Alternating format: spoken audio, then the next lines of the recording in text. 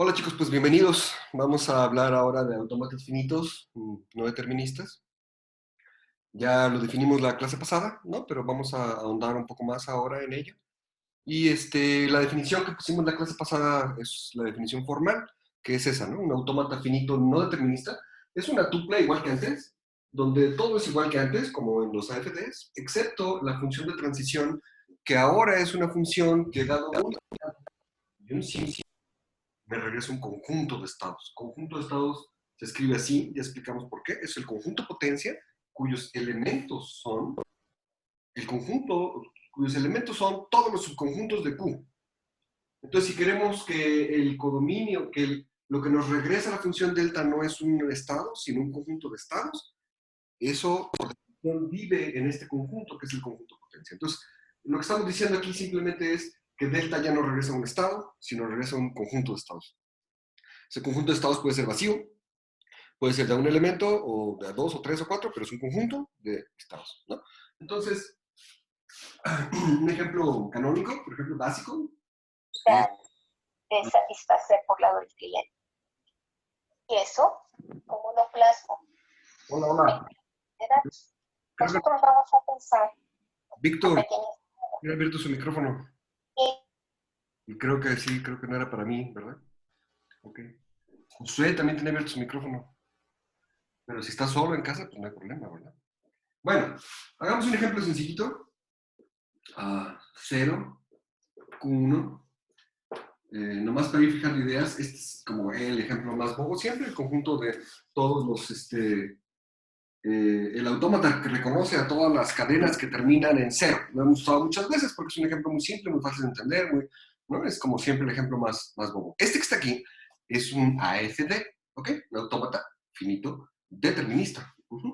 Pero, y entonces, su tabla, pero lo quiero usar de ejemplo como quiera. Entonces, su tabla de transición se ve así: Q0, Q1, 0, 1, ¿sí? Esto dice, si estoy en el estado Q0, leyendo un 0, ¿a dónde va a dar? Ah, pues en Q0, con 0 me voy a Q1. Ah, pues escribo aquí Q1. Y después, estando en Q1, leyendo un 0, ¿a dónde va a dar? Pues me quedo en Q1. Ah, bueno, Q1. Y aquí sería Q0, Q0. Esto quiere decir que delta de Q0,0 es igual a Q1, por ejemplo, que delta de Q0,1 es igual a Q0. Ya lo dije mal. Ah, sí, así está bien. ¿Sale? Entonces, por ejemplo, ¿no? Tenemos más cosas así. ¿Qué pasa? Esto es insisto, todavía esto es una FD, un autómata finito determinista, los que conocen, los que hemos estado estudiando. ¿Qué pasa si lo quiero ver como una FN? Hace rato, la clase pasada, les dije que todo autómata finito determinista era un autómata finito no determinista a su vez. Porque aunque un autómata finito tiene la posibilidad, una FN tiene la posibilidad de tener dos flechas que salen de un mismo estado con la misma etiqueta, cosa que el AFD no permite eso. Y el AFN justo eso es lo que permite, ¿no? Entonces, aunque el AFN pueda tener esa posibilidad, dos o más flechas saliendo de un mismo estado con la misma etiqueta, en cuyo caso tengo que empezar a estar parado en dos estados a la vez, ¿cierto? Eso está permitido en una AFN, pero no está obligado a hacer así. ¿Ok? No está obligado. Puede hacerlo, no está obligado a hacerlo. Entonces, si yo borro esto, esto es una FN. Aunque, o sea, es una FD, pero además es una FN.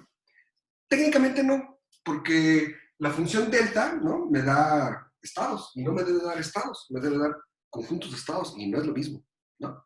Pero casi lo mismo, ¿no? Otra vez, ahí sí vamos a ser pedantes y sí distinguir el caso, porque ese sí es importante, donde tengo un conjunto con un solo elemento o tengo solamente el elemento. Son cosas diferentes. Pero casi no. Para muchos propósitos casi no es diferente.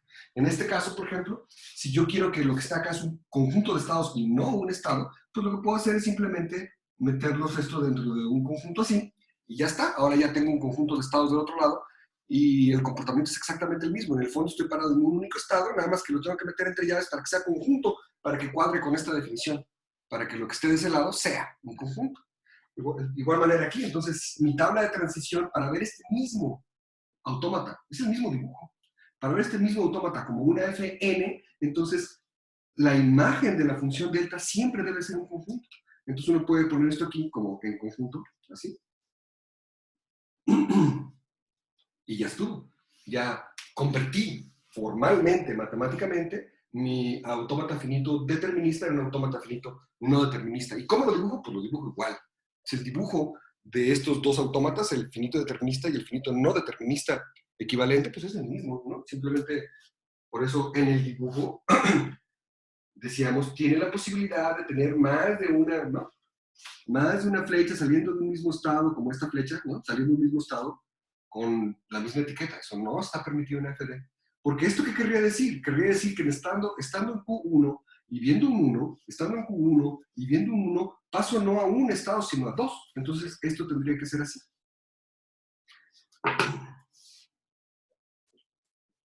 ¿No? Así estaríamos representando matemáticamente la noción de que estoy parado en un estado y a continuación paso a dos estados. ¿Sí está bien? La imagen de la función delta sería esta. Y esa es la manera, por eso requerimos aquí que sea un conjunto de estados, es la manera en que se representa esto. En este caso, pues este sería un ejemplo muy bobo de una FN, ¿no? Pero, y nos diría que si ves un cero, alguna vez, pues vienes para acá, y aunque te puedes venir para acá también, pues aquí ya te quedaste, ¿no? Con 0 y con 1 te quedas para siempre. Entonces, esto querría decir que si ves un cero, aceptas y aceptas por siempre, ¿no? Tal y como está. Aunque además de estar aquí, puede estar parado a este lado, y este de acá pues, puede ir, ¿no? Estar yendo y viniendo, yo qué sé, ¿no? Con un cero ya nada más estás parado a este lado, ¿no? Acuérdense que una Fn, un autómata finito no determinista, acepta exactamente cuando alguno de los estados en los que estás parado es de aceptación, está el conjunto ese, ¿no? Entonces, con 1 me quedo aquí, con 0 vengo para acá, con 0 me sigo quedando aquí, con 1 me sigo quedando aquí y además vengo para acá.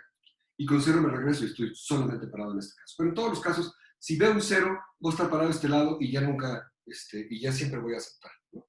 Un autómata muy bobo que acepta todas las cadenas que tienen algún 0 y después lo que sea, ¿no? Antes lo que sea, después lo que sea y tienen algún 0. Pues sería este autómata. Y es nuestro primer ejemplo de un autómata finito no determinista, ¿no? Entonces, el meollo del asunto puede estar parado en varios estados a la vez, ¿no? Pero esto cambia algunas situaciones. Porque, por ejemplo, la delta gorro tiene que cambiarse de definición, ¿no? ¿Por qué? Porque antes estábamos parados siempre en un estado y ahora estamos parados en un conjunto de estados. Entonces, ¿cómo lo hacemos, no? Por ejemplo, si yo quisiera hablar de la delta gorro de Q0,0,010, ¿no? Ah, bueno, pues entonces puedo hablar que, que arranco en Q0 y cuando veo el 0 paso a Q1, pero cuando veo el 1 ahora paso a Q0, Q1, ¿no? Y cuando quiero enchufar esto aquí, ¿no? Cuando quiero decir, ah, bueno, delta gorro de Q0,01 ya fue conjunto de Q0, Q1 y ahora quiero delta gorro de Q0, Q1 con el 1 con el 0 que me faltaba para ver a dónde voy a dar y quiero saber qué es eso, pues ya estoy mal porque este es un tipo de dato inválido para esta función. Esta función recibe estados, no conjuntos de estados, ¿no? Ni siquiera puedo hablar de la delta de esto, porque la delta recibe estados, no recibe, regresa a conjuntos de estados, pero no recibe estados, ¿no? Entonces, ¿qué puedo hacer? ¿Sí explico?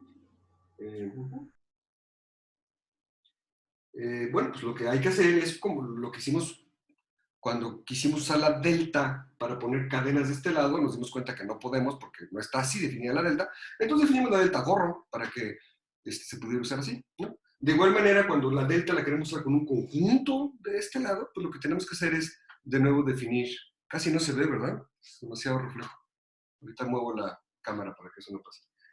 Entonces la delta también no está definida para conjuntos. Entonces, ¿qué hacemos? Pues extendemos la definición de la delta, como aquí, ¿no? Una delta ya no es delta gorro, es una delta barra, ¿no? Otra delta, delta prima, como le quieran llamar, que está definida para conjuntos. Y lo definimos pues de la manera obvia. Déjenme mover un poco la mesa porque mucha luz, mucho reflejo, entonces Ya vi que si lo muevo para acá, el reflejo deja de estar ahí. Entonces es mejor.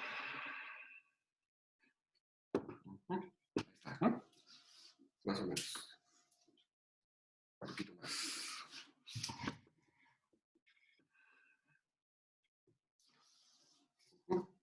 Ya está. Bien. Entonces hay que como extender la definición de la delta, ¿no?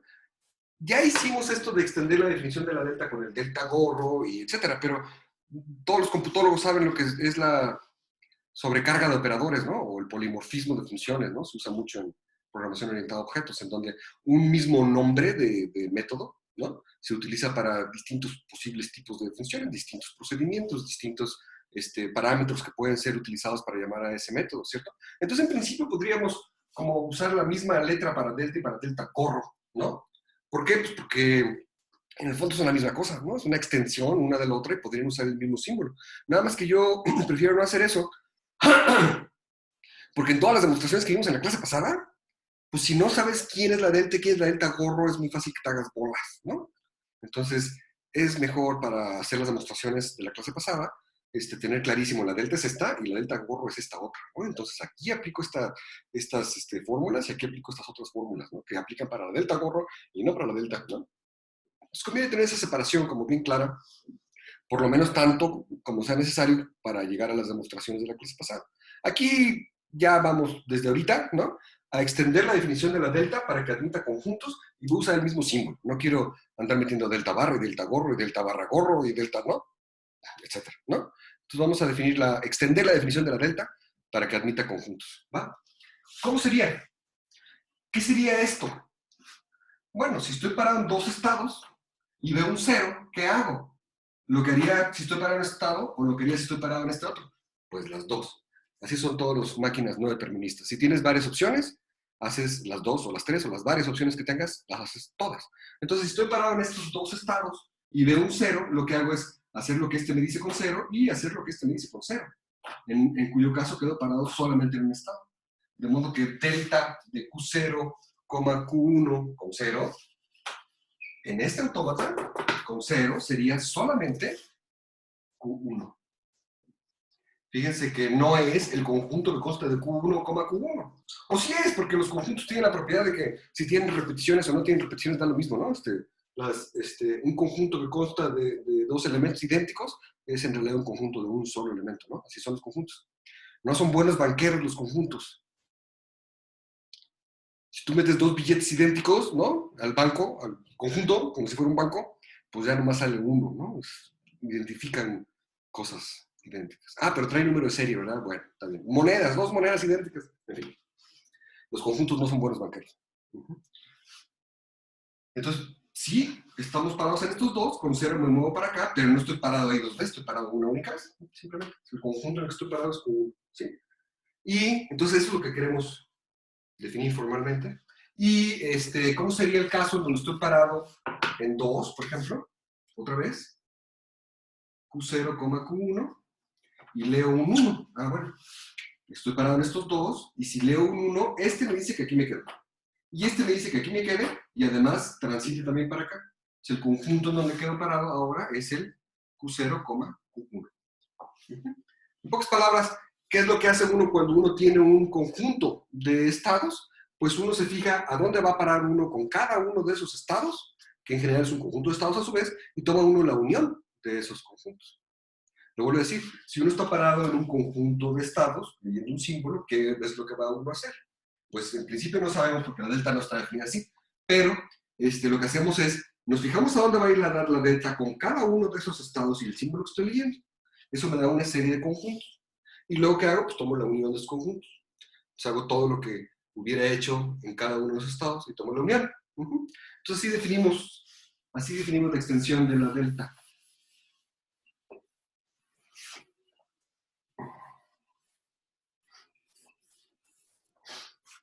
Entonces, si tengo un conjunto de estados, equivalentemente, esto es lo mismo que decir X es un elemento del conjunto potencia, ¿ok?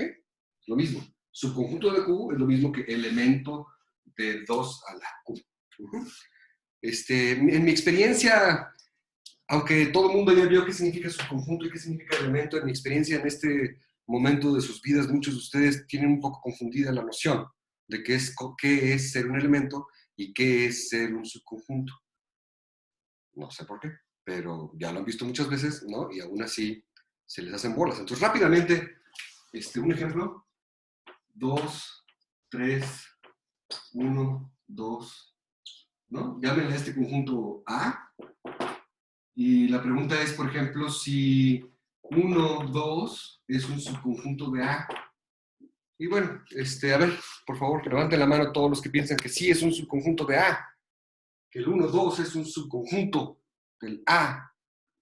Levanten manos que sí.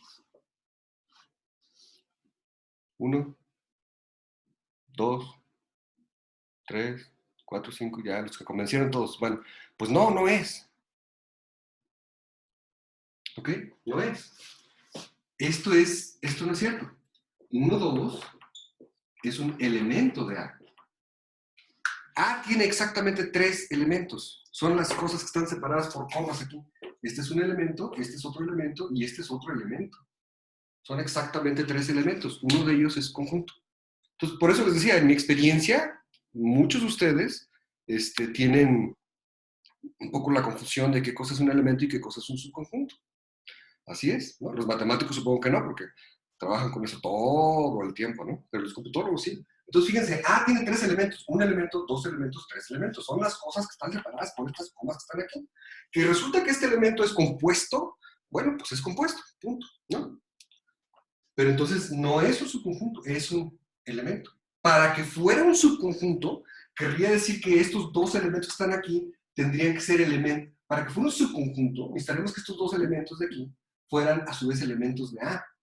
Y eso no es cierto porque el 1 no es. Es decir, el 2, 3 sí es un subconjunto de A y el 2, 3 no es un elemento de A, ¿no?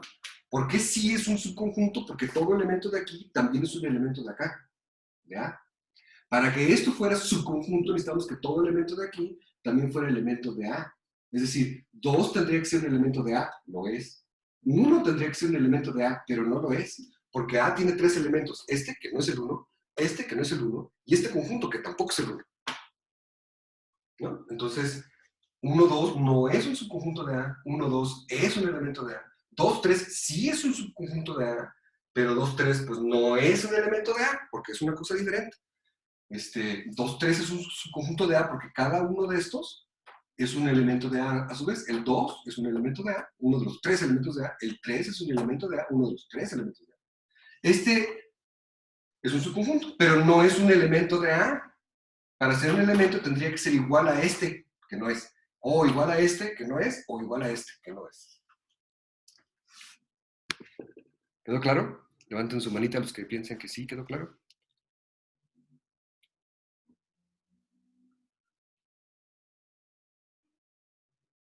¿Sale?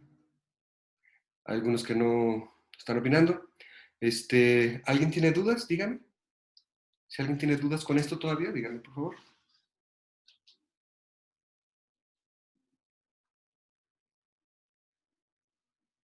¿Ok? Entonces, ya saben que me pueden interrumpir en cualquier momento para dudas, ¿no? Así que adelante, por favor, háganlo cuando necesiten.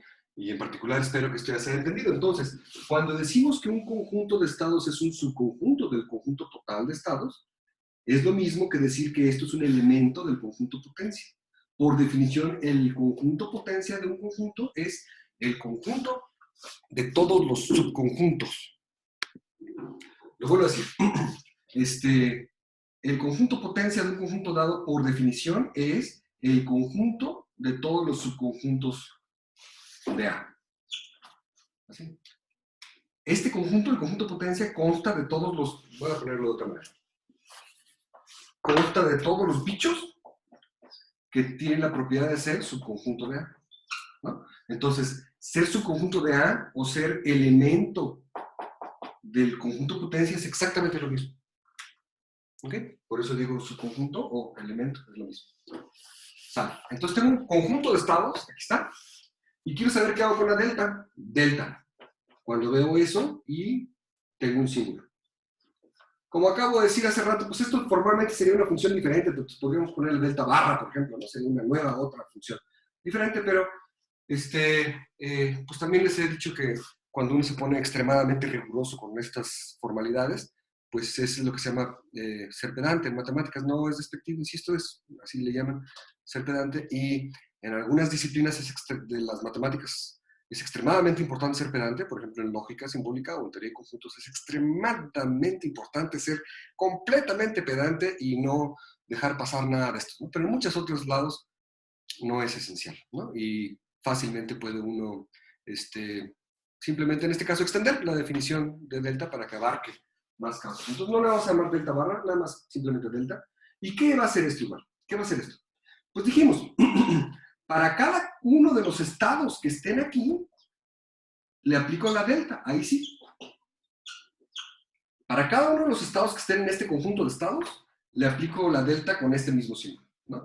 Eso me da para cada estado un conjunto de estados, porque la función delta recibe estado símbolo, y regresa conjunto de estados.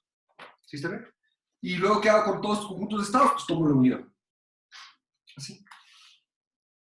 Entonces, esa es la definición. La definición de cómo vamos a extender la delta en el caso de que lo que tenga aquí no es un estado, sino un conjunto de estados. ¿Está claro? Es lo que hemos venido haciendo en los diagramas, ¿no? Nada más que ahora tenemos la definición formal, que pues las definiciones formales sirven para hacer demostraciones formales. Bien, entonces es la definición. ¿Y ahora cómo definimos la delta gorro? De una vez la definimos para un conjunto de estados, no para un estado, sino para un conjunto de estados, ¿no? Bueno, pues igual que antes tenemos dos casos, el caso base y el caso, vamos a usar otro, ¿no? Tenemos el caso base, delta de x, caso base es epsilon, ¿no? Delta gorro, esta sí sigue siendo delta gorro. Estamos viendo el caso base, ¿no? Cómo lo definimos, y el paso inductivo, delta gorro de x, AW,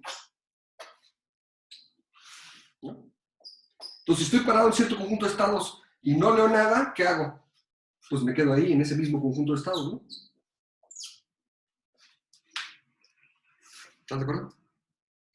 Y si estoy parado en un conjunto de estados y leo una cadena que no es vacía y por lo tanto tiene un primer elemento, y luego una cadena restante que es así, podría ser vacía, ¿qué hago? Ah, bueno, pues tomo este primer símbolo y lo utilizo sobre este conjunto de estados, como la delta me dice que haga. Esta es la definición, ¿no? Para el caso de que la delta recibe un conjunto de estados en lugar de solo un estado. Entonces hago lo que la delta me diga que haga con este simbolito, y luego recursivamente aplico la delta gorro sobre el resto de la cadena. O sea, delta gorro de delta de x, a, w. Fíjense que la definición de la delta gorro usual, la de la FT, es idéntica. Es formalmente idéntica. La única diferencia es que en el AFD este es un estado, y este es un estado, y en este caso pues, es un conjunto de estados. Es la diferencia. En particular, ¿qué pasa si es delta de vacío, símbolo? Esta delta de vacío, símbolo. Pues esta es la unión sobre un conjunto vacío, ¿no? Te fijas en todos los estados que estén ahí, te fijas qué conjunto te da y tomas la unión. Pues eso es vacío. Aunque la unión de conjuntos indexados sobre un conjunto vacío se puede objetar y se puede decir que no existe, ¿no? Que no está definido. Pero se puede definir sin broncas, y si no se puede definir, lo definimos, ¿no? Y esto es vacío. Muy fácil. Porque si no estás parado en ningún estado y lees un símbolo, ¿a dónde vas a ir a dar? Pues te quedas parado en ningún estado, ¿no? De hecho, hace las veces del estado muerto. Si tú tienes un autómata finito no determinista y en algún momento lees un símbolo que ninguno de tus estados te lleva a ningún lado, entonces tú te vas al conjunto vacío y ya no estás parado en ningún lado, ¿no? Es decir, si en el ejemplo de acá que teníamos 0, 0, 1, 1, estoy parado en estos dos estados, por ejemplo, y leo un 2, pues no hay ninguna flecha que me diga a dónde ir en caso de leer un 2, ¿cierto? Estoy parado en este estado y leo un 2, ¿a dónde me voy? Pues a ningún lado. Estoy parado en este estado, ¿dónde voy? A ningún lado. ¿Y cuánto es la unión de ningún lado con ningún lado? Pues es el vacío con el vacío, la unión es el vacío, ¿no? Es la idea. Entonces, una vez que caigo en el vacío, pues ya no va a salir de ahí, por esta regla que acabamos de especificar. En caso de dudas, ¿no? Con el vacío, cualquier símbolo, ya no salgo de ahí. Entonces, una vez que caigo en el vacío, ya no salgo de ahí. Eso es una de las características de un estado muerto, ¿verdad? Y además, este conjunto no contiene ningún estado de aceptación. Hemos dicho que yo en general estoy parado en varios estados cuando opero sobre un autómata finito no determinista, y al final, cuando se acaba la cadena, me fijo si alguno de estos estados es de aceptación, en cuyo caso acepto. En caso contrario, rechazo. El conjunto vacío no tiene estados, en particular no tiene estados de aceptación. O sea que cuando caigo en el vacío, ya no salgo de ahí y además rechazo. Entonces, el conjunto vacío funciona siempre como si fuera un estado muerto. Y esa es también una de las lógicas detrás de la convención que alguna vez explicamos, de que en el caso de los AFDs, el conjunto vacío, perdón, el estado muerto muchas veces no se dibuja. Y las flechas que falten, pues quiere decir que te vas al estado muerto, como aquí, una flecha con un 2 falta, ¿no? Pum, me voy al estado muerto, al conjunto vacío. Entonces, de hecho, cuando estás omitiendo el estado muerto en una FD, lo que estás haciendo es formalmente convertir eso en una FN, un autómata finito no determinista, en donde la imagen puede ser de un estado o de a 0 estados. Eso ya fue un conjunto, el conjunto vacío o el conjunto de costas de un estado, ¿no? O sea, a la hora que omites el estado muerto, es una convención simplemente no dibujarlo, puedes pensarlo así, o puedes pensar que eso que tienes ahora es una FN, que cada vez que tenga una flecha no especificada, pues te vas al conjunto vacío, que es un estado, que es una situación en donde rechazas, es como si fuera el estado muerto, ¿no? Entonces, sí, hay una correlación ahí. Cada vez que hicimos una FD que no tenía estado muerto, en el fondo eso es una FN, ¿no? ¿Sale?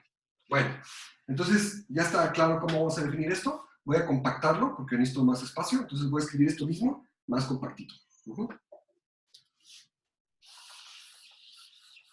Y voy a borrar esto.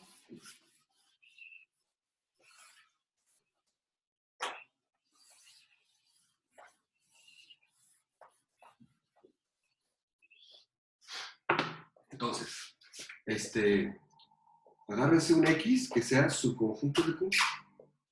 Definimos delta de este X, A, como la unión sobre todos los estados que están en X de delta de Q, A.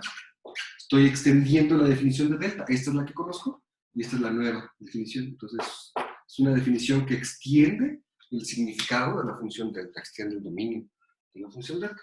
Y aquí mismo entonces observamos que delta gorro de x, epsilon es igual a x, y además delta gorro de x, aw es igual a delta gorro de delta. Lo voy a poner un poquito más compacto para que no se salga de aquí.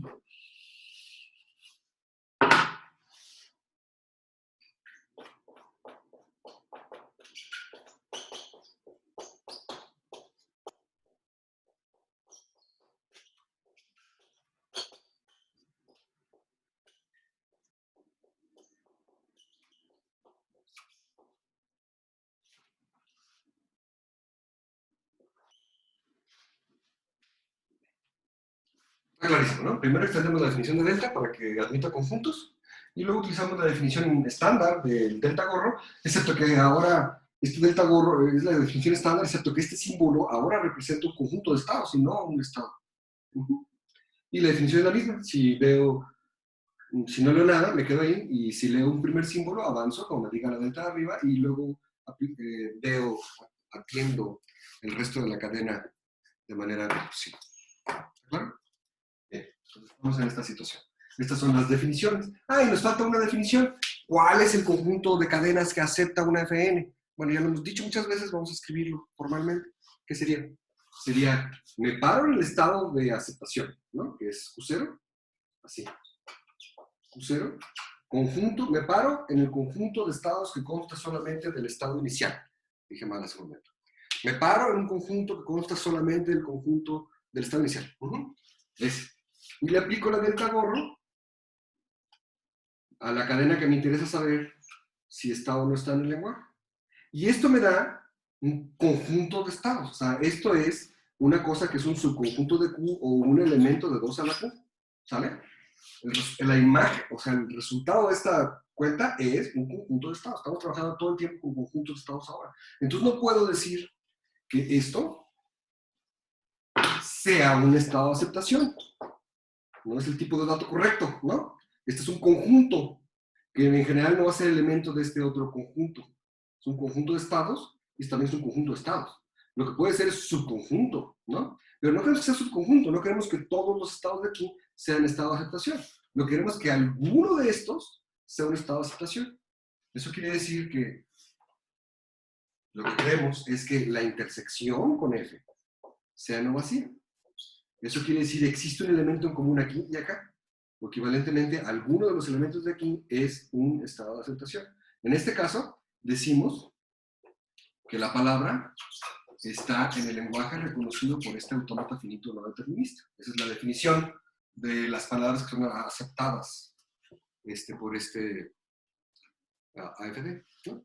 Y si quieren la otra definición, este es equivalente, de hecho así es como lo hemos usado todo el tiempo, pero la otra definición sería el conjunto de palabras, el lenguaje aceptado por un AFN es el conjunto de todas las palabras en sigma estrella, tales que delta gorro de Q0, W, intersección F es distinto del vacío, ¿no? Si quieren esa definición, ahora, así sería. ¿Está bien? Ok. ¿Preguntas hasta aquí? Bueno, muy bien. Es lo mismo, ¿no? Una palabra pertenece a esto, sí, solamente sí, cumple esta condición. Teoría de conjuntos. ¿Va? Lo voy a borrar porque así es como se usa, de hecho. Le voy a borrar esta. Ustedes ya la notaron. Y vamos a enunciar el teorema que nos ocupa aquí.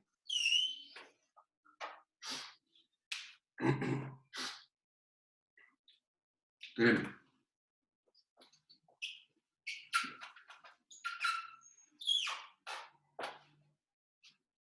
Un lenguaje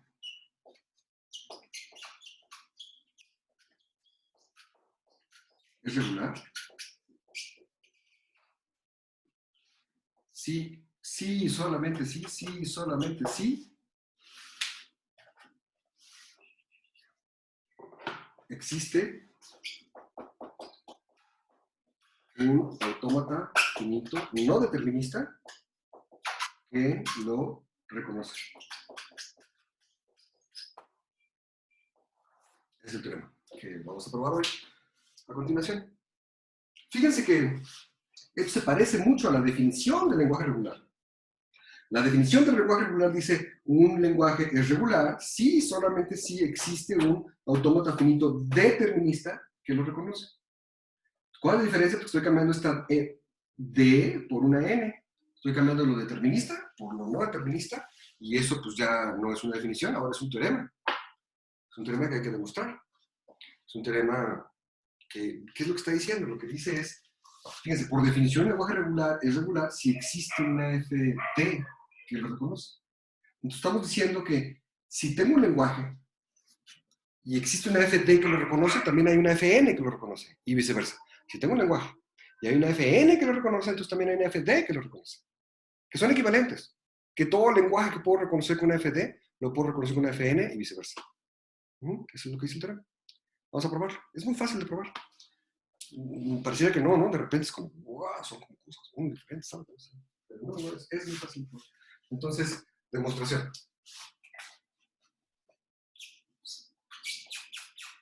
Demostración. Tiene dos partes, la parte del sí y la parte del solo sí, ¿no? Y vamos a probar esta parte primero.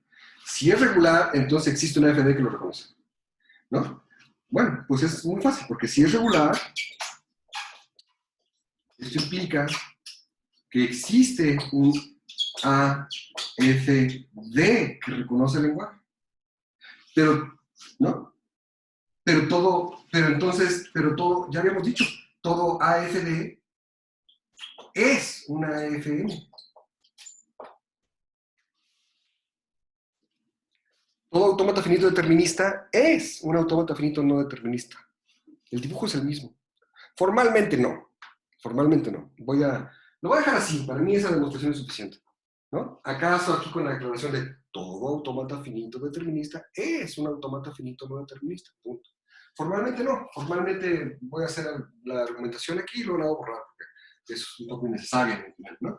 Formalmente lo que tenemos es que el lenguaje es reconocido por un autómata finito determinista M, ¿no? Que es una tupla Q, sigma, delta, Q0, F, ¿no? Entonces definimos M', que es misma Q, misma sigma, una delta prima diferente, misma Q0, misma F, ¿no? Y ahora la idea es que este es un autómata finito determinista y este es un autómata finito no determinista, ¿no? Entonces, dado un lenguaje que es regular, es reconocido por una FD, ahí está. Y ahora tenemos que mostrar que hay una FN, que también lo reconoce, ¿no? Que tiene el mismo comportamiento que la FD. Entonces, ¿cómo haríamos esto? Pues la Q es la misma, la sigma es la misma, la Q es la misma, la F, todo es la misma. La única diferencia es que delta prima de Q como símbolo, pues sería lo mismo que delta de QA. Lo queremos definir como, haz lo mismo, haz, ¿no? Delta prima es la misma que delta, excepto que no puede ser la misma, porque este tiene que ser un estado, y este tiene que ser un conjunto de estados. Ah, bueno, pues lo meten entre llaves y ya está. Es un conjunto de a un solo estado. Y esta sería la definición de la delta prima. Entonces, ¿cómo se va a aportar este nuevo autómata con respecto al anterior? Pues idéntico, porque arrancamos siempre en un único estado.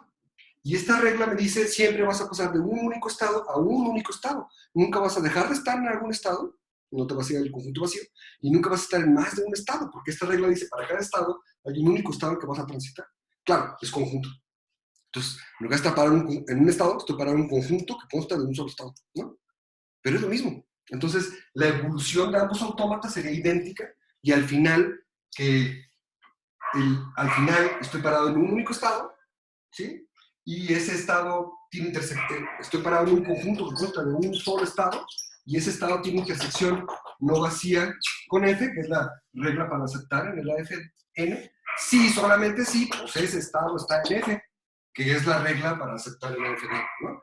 Entonces, matemáticamente sí, a lo mejor requiere un poquito de trabajo, ¿no? De escribir todo esto con todo detalle matemáticamente, pues requiere un poquito más de trabajo, pero ya esto de hacer pruebas rigurosas y formales con todo detalle ya lo hicimos la clase pasada, ya lo hicimos la clase antepasada, y vamos a empezar a bajarle un poquito de eso porque este es un curso para computólogos y no para matemáticos, ¿no? Entonces, principalmente para computólogos, no para matemáticos. Y los matemáticos, pues sí son capaces de llenar los huecos que ya voy a estar empezando a dejar ahora, ¿no? Ya no vamos a demostrar todo, porque yo creo que no se trata de eso, creo que para los computólogos, creo que se trata de que entiendan las ideas, ¿no? Centrales, y ya el formalismo matemático, bueno, es formativo y todo, pero ya hicimos algo de eso. Y entonces, sí, fíjate, el formalismo matemático requiere toda una serie de cosas, pero en el fondo todo, el diagrama es lo mismo, el AFD y el AFN son la misma cosa, es como obvio completamente, ¿no? Y y no sé si tenga mucho sentido andar probando obviedades, a veces sí, ¿no? Y a veces uno puede llegar a pensar que hay cosas obvias que no lo son, que a la hora de la hora no lo son. Un ejemplo clásico es el teorema de la curva de Jordan. Los matemáticos quizás saben, los computólogos seguro que no saben. Pero rápidamente les platico. El teorema de la curva de Jordan dice que si tengo una curva simple, simple quiere decir que no se corta a sí misma. Sí, entonces eso no. Si tengo una curva simple cerrada, entonces la curva divide el plano en dos regiones, la de adentro y la de afuera, ¿no? Es obvio, ¿no? Pues así se trató por muchísimos años. Todo el mundo decía, ay, sí, claro, eso es obvio. No se llamaba todavía el teorema de la curva de Jordan, no más era, pues sí, obvio, y se usaba para todo, ¿no? Hasta que llegó Jordan y dijo, no, oigan, ¿cómo que obvio? A ver, vamos a probarlo, ¿no? Cada vez, ¿se acuerdan? Las clases pasadas, cada vez que uno dice claramente tal cosa, bueno, pues órale, mientras de veras sea claro y sea obvio, está bien, puedes decir claramente. Pero entonces estás en el deber de que si alguien te dice, a ver, entonces dame la prueba, de saber qué tan claro es, a ver, dame la prueba, ¿no? y ¡pum! De repente se dieron cuenta que pues, nadie tenía idea de cómo probar eso, ¿no? Es algo muy obvio. Tenemos, ¿no? 3.8 millardos de años de evolución en el cerebro para interpretar figuras de este tipo y eso es nuestra experiencia con el mundo, con la cotidianidad, con las cosas que uno ve, hace que sea obvio y sí, pues es como obvio, pero matemáticamente demuéstralo a partir de los axiomas que tienes que te permiten definir qué cosa es un plano, qué cosa es una curva, nada más usando axiomas y nada más usando reglas de inferencia. Entonces ahí de repente es donde te das cuenta que pues, podrás tener mucha intuición, pero si tus axiomas no reflejan eso, ¿cómo le haces? ¿No? ¿Agregas esto como un axioma? ¿No? O lo demuestras. Pues, a veces, si no se puede demostrar ni que sea cierto ni que sea verdadero, pues lo agregas como un axioma y ya está, ¿no? Lo resuelves. Pero no puedes agregarlo como axioma antes de saber si se puede demostrar o no se puede demostrar, ¿no? Porque si se puede demostrar que es falsa esta intuición, podría ser, a veces pasa. Si se puede demostrar que es falsa esta intuición y tú agregas como axioma que esta separación siempre se da, pues entonces tienes una contradicción. Y ya sabemos que las contradicciones en matemáticas son las cosas más aborrecibles, ¿no? Y con gran frecuencia la intuición no corresponde a los hechos matemáticos. El ejemplo canónico de eso es fantástico. El ejemplo canónico donde la intuición no corresponde con los hechos matemáticos es el teorema y paradoja. Le llaman paradoja, le llaman teorema, es ambas cosas. El teorema de Banach-Tarski. ¿Alguien conoce el teorema de Banach-Tarski? Levanta la mano. Uno. ¿Tú eres matemático, Manuel? No, soy computólogo, pero como dicen por allá, soy muchas cosas de closet, de matemático, físico, estoy muy aficionado y no, obviamente no puedo dar una definición rigurosa porque no soy matemático, pero lo que se tiene entendido es que se divide la esfera, a la superficie de una esfera, en una serie de puntos basados en su localización. Si agarro yo que sé un punto de origen, este punto está a la derecha, arriba, derecha, izquierda. Si se descompone la esfera en esos puntos, se hace una serie de transformaciones y se vuelve a recomponer, acaba uno con dos esferas. Hey, ahorita vuelvo a explicar eso con muchos detalles. Muchas gracias. Entonces, sí, wow, computólogo, y sí, sabía que te encantan muchas otras cosas. Muchas gracias por tu participación. Nadie más levantó la mano. Nadie más ha oído hablar del teorema de Banach-Tarski. Los matemáticos por ahí, ¿no? Claudia de matemática, ¿no? No, no lo había escuchado. Ah, bueno, pues ahí les va, fíjense, es bien bonito. Es un teorema. También es una paradoja. Hoy explicamos qué significa eso, pero es un teorema. Dice lo siguiente. Banach y Tarski.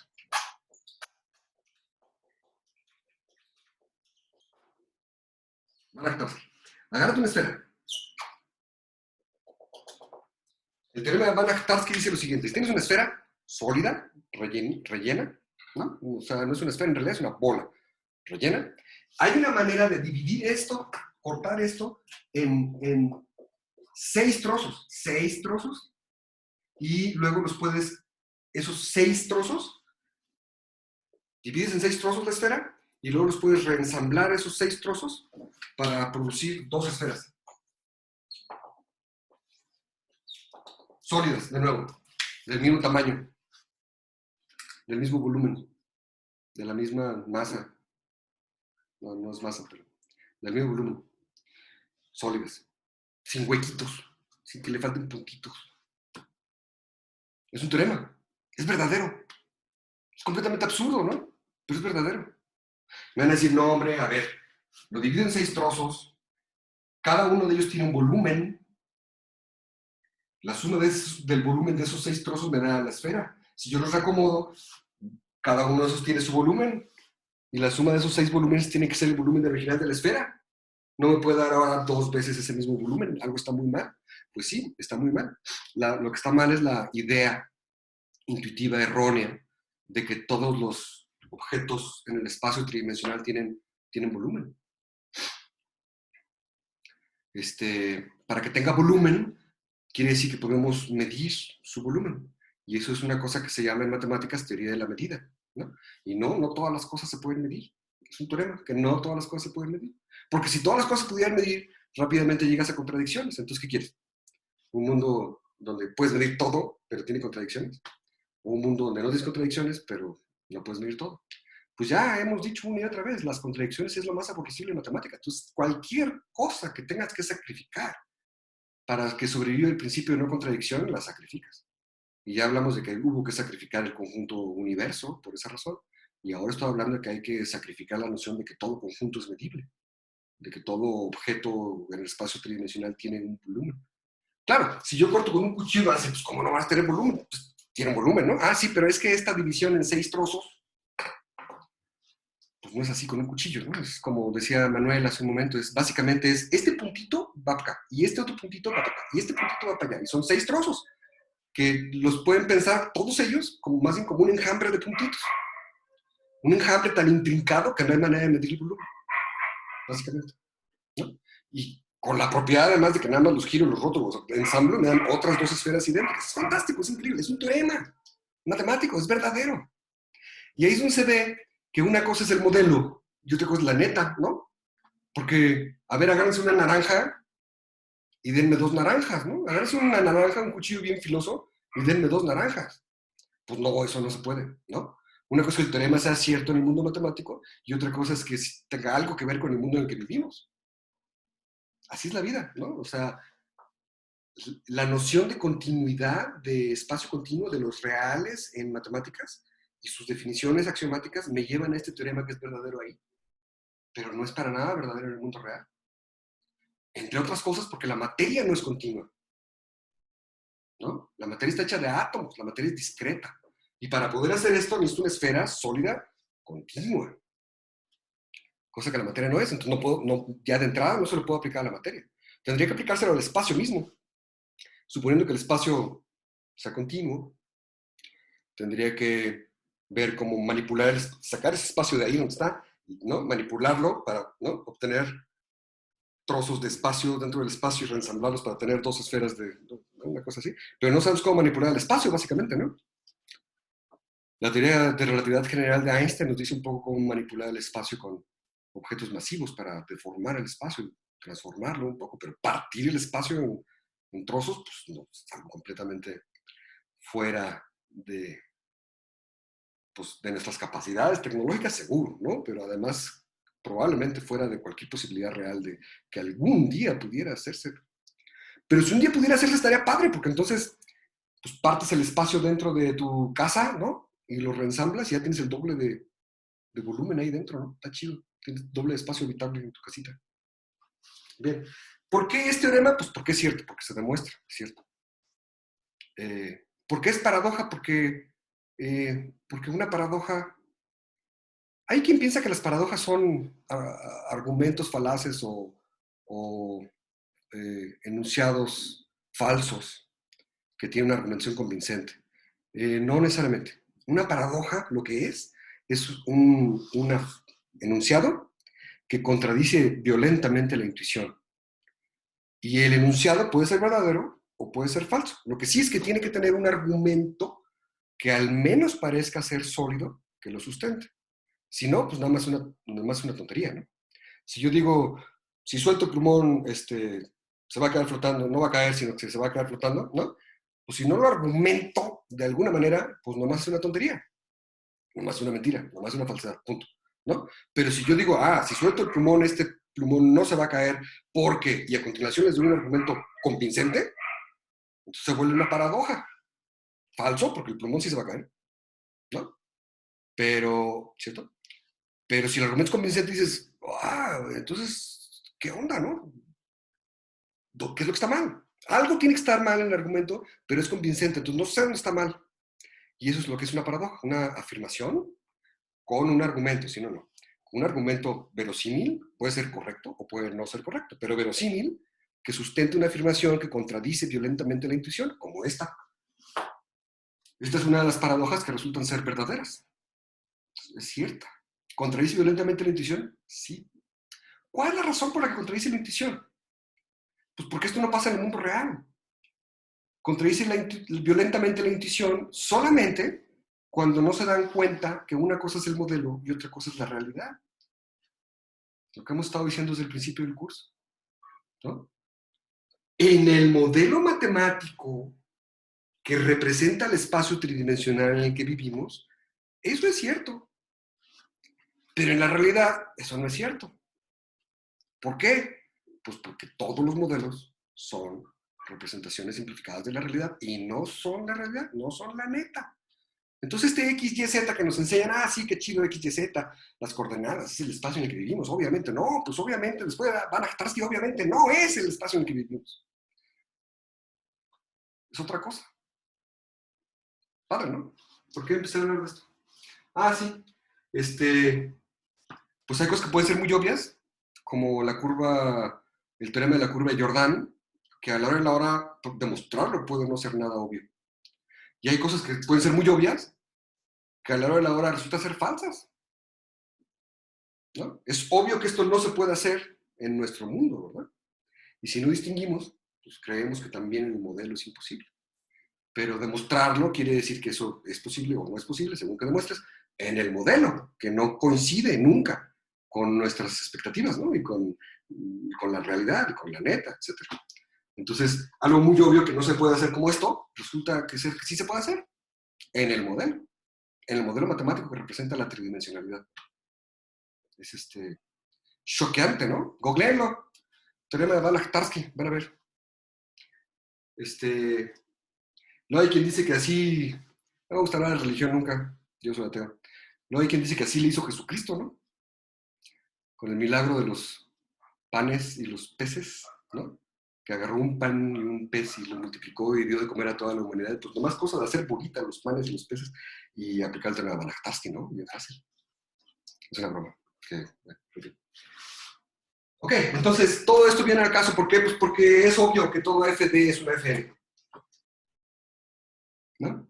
Si lo quieren argumentar, pues se puede argumentar y requiere cierta cantidad de trabajo. A lo mejor llenaría, con letra chiquita, llenaría hasta acá el pizarrón, o un poco más, no sé, quizá todo el cacho del pizarrón.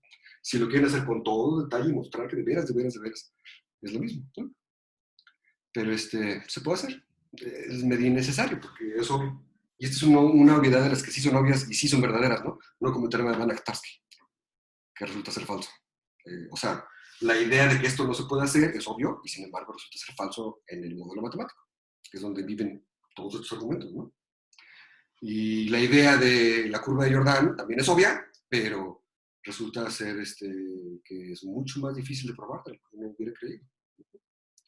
La prueba de la curva de Jordan tardó muchísimos años en obtenerse, la obtuvo Jordan y es una prueba larguísima. Tiene, no sé, 100 y cacho de páginas, una cosa así, es una prueba larguísima, es increíble lo complicado que es probar algo tan obvio, ¿no? Bueno, esto es de las cosas obvias que sí son ciertas y sí se pueden probar fácilmente.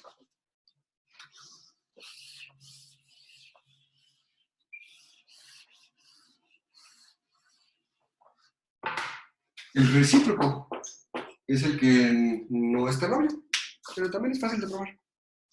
¿Cuál es el recíproco? O sea, aquí, ¿qué es lo que ya probamos? Pues que si es regular, por definición existe un autómata finito determinista que reconoce ese lenguaje, y eso quiere decir que pues ese autómata finito determinista ya es una FN, ¿no? Decir que ya es un poco una mentira, ¿no? En el grupo de Facebook puse un video sobre el teorema, es ahí donde aprendí de él. Muchas gracias, Manuel. Muchas gracias. Sí. Bien, esto es que existe una FD y entonces existe una FN, eso es verdadero. Que existe una FD y ese ya es una FN es estrictamente falso, pero no lo vamos a creer, ¿no? El recíproco. Imagínense que lo que yo tengo es una FN y ahora quiero una FD. Eso no está tan claro que se pueda, ¿no? O sea, ¿cómo lo voy a hacer? Tengo un autómata donde se vale estar parado en varios estados a la vez y quiero un autómata que haga lo mismo, pero que nada más pueda yo estar parado en un estado a la vez. ¿Cómo voy a hacer eso? Ejemplo, ¿se acuerdan del AFN? Básicamente el único AFN que hemos visto, que el que reconoce cadenas que tienen un 0 en la 10ª posición contando de derecha a izquierda. Es un autómata chiquito de 10 estados, ¿no? O 11 por ahí, 13 era. Y queremos convertir eso de manera metódica, de manera algorítmica, queremos convertir eso en una FD que haga lo mismo. Y ya dijimos que la FD que hace lo mismo, pues tiene que tener al menos 1000 estados. Entonces la conversión no va a ser una conversión, pues por lo menos no va a ser fácil de hacer, ¿no? Si lo quiere hacer con la computadora, el nuevo autómata finito determinista puede en ocasiones ser exponencialmente más grande que el original. Entonces su construcción tiene que tomar en cuenta eso, ¿no? No es nada más ¿no? Duplica los estados y tal cosa, no. Tiene que ser algo que, al menos en ciertas ocasiones, me produzca una cantidad exponencialmente más grande de estados. Bien, vamos a ver cómo se hace, es muy fácil. Entonces, por hipótesis, existe un autómata finito no determinista M, que es Q, sigma, delta, Q0, F. Un autómata finito no determinista, fíjense bien, tal que el lenguaje reconocido por este M es pues, el lenguaje del que estoy hablando, ¿no? El lenguaje regular. Entonces, por demostrar que existe un AFD, vamos a llamarle M', de hecho, una FD, sí, por demostrar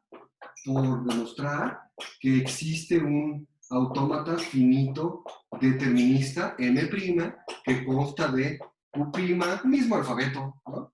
Delta', Q0', F', es tal que L es igual a L de M'. O sea, existe una FD que reconoce este mismo lenguaje. O equivalentemente, se puede obviar el lenguaje y decir que el lenguaje reconocido por esto es lo mismo que el lenguaje reconocido por el autómata original. ¿Sale? ¿Qué es lo que tengo que hacer? Pues simplemente tengo que dar el autómata, como todas estas demostraciones, ¿no? Ahí les va el autómata. Y luego decir, obviamente o claramente, ese autómata reconoce lo que debe de reconocer.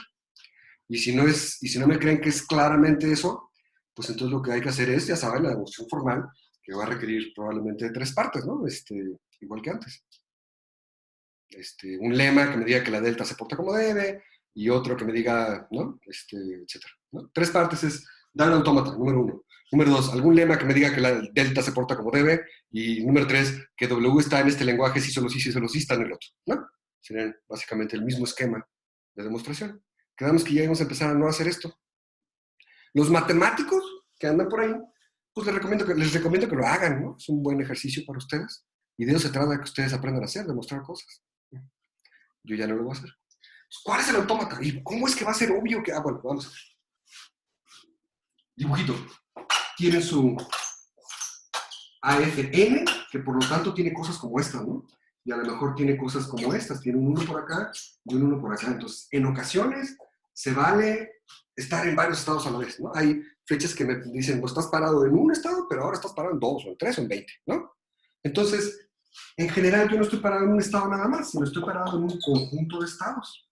Y de este conjunto de estados en el que estoy parado, ¿dónde está? Aquí. De este conjunto de estados en el que estoy parado, transito hacia otro conjunto de estados, ¿no? Que es la unión de ¿sale? Entonces, yo estoy parado en estados, en un conjunto de estados, y de ahí transito siempre a otro conjunto de estados. Y voy de conjunto de estados en conjunto de estados.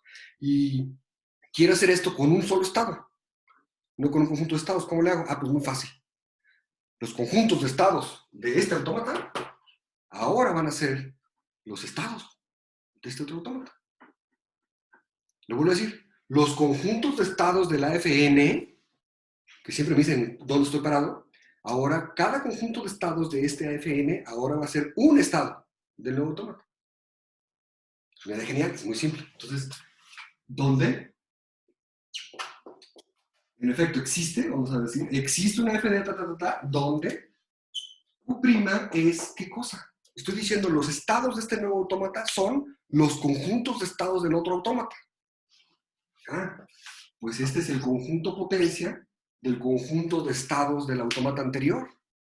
Cuando antes estaba parado en un conjunto de estados, ahora voy a estar parado en un estado que es ese conjunto de estados a su vez. Es lo mismo. O sea, los estados pueden ser lo que sea, ¿no? Tiene que ser un conjunto finito ya. Resulta que mis nuevos estados son conjuntos de estados del autómata anterior.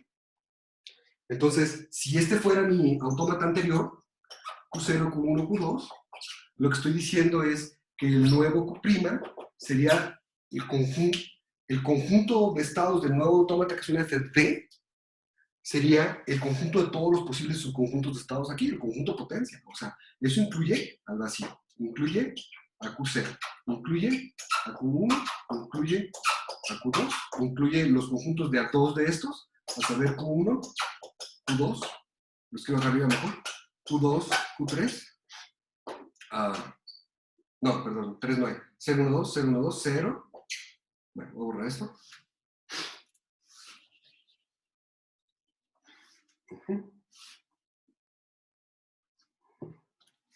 0, 1, 0, 2,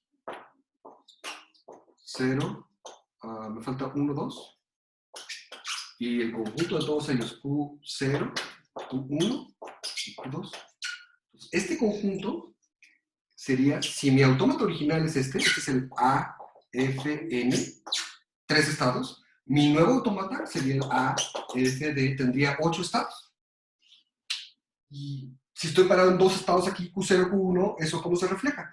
Eso estoy en el correspondiente a AFT, que está emulando a la FN, estoy parado en un único estado, que es este estado. Este es un conjunto de estados del autómata original, pero es un estado del nuevo autómata, porque el nuevo autómata de la AFT tiene por estados a los conjuntos de estados del otro, ¿no?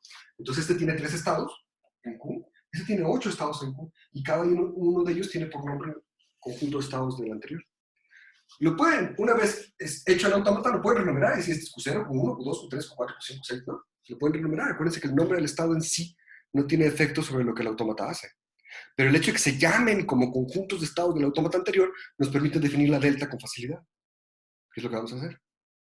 O si les incomoda mucho que los estados sean conjuntos, pues bueno, a este le pueden llamar Q subvacío, a este estado. Y a este otro le pueden llamar Q subconjunto Q1. O sea, usar estos nombres como subíndice de los estados. Q subvacío, Q subconjunto Q0, Q subconjunto Q1. ¿Me estoy explicando? Si quieren. Y si no, pues los pueden renombrar al final. Pero al final, ¿no? Ahorita vamos a usarlos así, tal cual. Nuevo conjunto de estados igual al conjunto potencia del anterior. Y esto me va a permitir emular en el AFD a la FN. En lugar de estar parado en conjunto de estados en la FN, o estar parado en un estado en el AFD que representa ese conjunto de estados en la FN, ¿no? ¿Cómo defino la Q0 prima? Pues esta es la misma. En ambos casos es un estado inicial. En el AFN arranco en un conjunto que consta de un único estado inicial, que es este Q0. Y en el AFD, ¿no? En el AFN voy a arrancar en Q0, así. Y en el AFD voy a arrancar en Q0. Bueno, ahorita vamos a ver dónde va. Todavía no vamos a ver. Entonces, el conjunto inicial... perdóname. Ya lo dije mal. Somos humanos, nos equivocamos. Este no puede ser el estado inicial del nuevo autómata porque este vive en Q y no vive en 2 a la Q.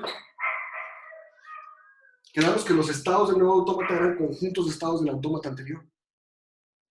Entonces, este estado inicial de la FN no puede ser el estado inicial de la AFD porque no es el tipo de dato correcto. ¿Sale? Entonces, eso no. Pero lo que sí podemos es decir, bueno, pues este conjunto, ese sí. Ese sí es un elemento de 2 a la Q, que es el nuevo conjunto de estados. Entonces, el nuevo estado inicial es un conjunto que es un elemento de Q'. Como debe ser, el estado inicial siempre debe ser un elemento del conjunto de estados, ¿no? De una FD. Bueno, ahí está. El estado inicial es esto, que es en efecto uno de los estados de Q'. Y lo que su significado es, cuando arrancas va a estar parado en un conjunto que consta de un único estado Q0 del autómata original. Bien, entonces, ¿quién es F'? Ahorita decimos quién es F'. Primero, ¿quién es la delta? Delta prima. Bueno, delta prima, si yo tengo un estado, bueno, vamos a ponerlo así. Si yo tengo un estado del AFT, del nuevo autómata, y estoy leyendo un símbolo, ¿a dónde voy a ir a parar? Tengo que definir esta delta prima. Bueno, pero si este estado está en Q', Q' es 2 a la Q. Eso quiere decir que esto es el conjunto, un conjunto de estados, que es un subconjunto de Q, del Q original, ¿cierto? Y la delta original de la FN sabe trabajar con conjuntos de estados. Bueno, no la mera original, pero aquí extendimos esa noción. Entonces lo que tengo que hacer simplemente es decir, bueno, pues delta de X, A. O sea, este X que es esta Q, fíjate en el autómata original cómo te portas con un conjunto con ese conjunto cuando ves una A, ¿no? Nada más que esto de que Q es igual a X, pues es sobra, ¿no? De hecho, lo pueden escribir así. Un estado del nuevo autómata es un conjunto de estados del viejo autómata y usan esta fórmula para saber a dónde van a ir a dar, cuál es el nuevo conjunto de estados. O mejor aún, un estado del nuevo autómata es un conjunto de estados del viejo autómata. Haciendo así, X sería un estado del nuevo autómata, que es el conjunto potencia del conjunto de estados del viejo autómata. Y esto quiere decir que este estado del nuevo autómata es un subconjunto de estados del viejo autómata, ¿no? Lo estoy escribiendo así, lo escribo y lo borro, lo escribo y pongo Q y luego pongo X y luego, ¿no? Y lo borro, no porque me esté equivocando, sino porque quiero explicarlo de todas estas maneras, que lo vean de todas estas maneras. Pero bueno, lo prefiero así, con una X. X es un elemento del nuevo autómata, del nuevo conjunto de estados del nuevo autómata, y eso quiere decir que vive en el conjunto potencia. Y eso quiere decir que es un subconjunto de Q, por definición de conjunto potencia. Para eso la vimos, la definición de conjunto potencia, ¿no? Y para eso repasamos qué cosas pertenece y qué cosas es subconjunto. Es muy diferente, ¿no? ¿Sí? Entonces, ¿qué hago con mi estado en mi nuevo autómata? Pues lo que harías con este conjunto de estados en el viejo autómata. ¿Qué va a pasar? En el viejo autómata estoy parando un conjunto de estados, le aplico la delta y esto me da un nuevo conjunto de estados. Bueno, ese nuevo conjunto de estados es un estado en el nuevo autómata y ese es el nuevo estado al que voy a dar cuando le aplico la delta prima en el nuevo autómata. O sea que pasa exactamente lo mismo en ambos, nada más que en un lado estoy parado en varios estados y en el otro lado tengo muchísimos estados, una cantidad exponencial de estados. Dijimos que esto tenía que pasar de alguna manera, ¿verdad? Que la construcción tendría que, al menos a veces, producir una cantidad exponencial de estados. Ah, bueno, aquí está. Algunos de esos podrían ser irrelevantes, ¿se acuerdan? Que no hay camino para llegar a ellos. Ah, bueno, pues pueden tirar al final. Pero matemáticamente es más fácil decir, pues agárrate todos, ¿no? Son muchos, ¿no? Ni que los vas a contar uno por uno, ¿no? No importa, matemáticamente no importa, computacionalmente puede importar, en la práctica puede importar, ¿no? Pero en la práctica a veces va a ser exponencialmente grande el nuevo conjunto de estados requerido a fuerzas, ¿no? Entonces, esta será la nueva delta y nos preguntamos cuál sería la nueva f. Esta nueva delta, lo que hace es emular, ¿no? Al viejo autómata. ¿Cuál sería la nueva f? Pues esta nueva f sería el conjunto de todos los estados del nuevo autómata, o sea, que están en Q'. Acuérdense que esto quiere decir que equivalentemente X es un subconjunto de estados del viejo autómata. Lo pongo aquí como aclaración. ¿Tales que qué? Entonces, para el conjunto de estados en el viejo autómata, ¿cuándo acepto? Cuando al menos uno de ellos es de aceptación. Cuando la intersección es distinta del vacío, ¿no? Cuando uno de estos estados del nuevo autómata es de aceptación. ¿Ah? Pues cuando, visto como conjunto, intersección con F me da no vacío. Es la condición de aceptación aquí, exactamente. ¿No? Entonces, ¿cuándo voy a aceptar el nuevo autómata? Cuando el estado en el que estoy parado es un estado que representa un conjunto de estados en el autómata anterior, tiene intersección no vacía con el conjunto de aceptación del autómata original. Entonces, este es el nuevo autómata, ya está especificado. El nuevo autómata que necesitamos, que es un FP, que emula a la FN, está dado por esto. Claramente, este lenguaje reconocido por este nuevo autómata es el mismo que el lenguaje reconocido por el autómata anterior, y con eso termina la prueba. ¿Qué involucraría la demostración de este claramente? Pues algo muy parecido a los ejemplos anteriores. Les recomiendo a los matemáticos que lo hagan, es formativo. Y es algo que se espera que todo matemático profesional sepa hacer de manera straightforward, ¿no? De manera sin dificultades. Porque no tiene dificultades, simplemente lo van haciendo. Ya está. ¿Se entendió? ¿Preguntas?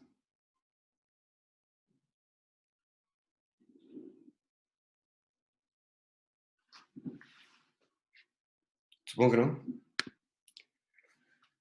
Ya, el número de participantes ya bajó a 20. Fue por lo de Van Tarski. Está bien bonito lo de Van Tarski. Bueno, hasta escribí un cuento al respecto una vez, se los voy a mandar.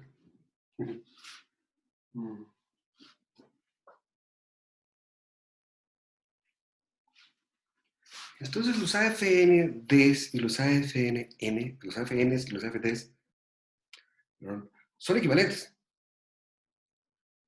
Es la noción. Les voy a introducir un tipo nuevo, otro tipo nuevo de autómata, que también es equivalente, que son los AFN epsilons, ¿ok? Ya no vamos a dar la demostración, esto es una demostración un poco truncada si quieren, pero es una demostración. Ya no vamos a dar la demostración de que son equivalentes, no, es igual de fácil. Pero otra vez, no se trata de eso, pienso, ¿no? Pero les voy a introducir un nuevo tipo de autómata a continuación que también es equivalente y que una vez que hayamos hecho eso vamos a poder probar un montón de cosas bien fácil. ¿Ok? Entonces voy a borrar. ¿Listo?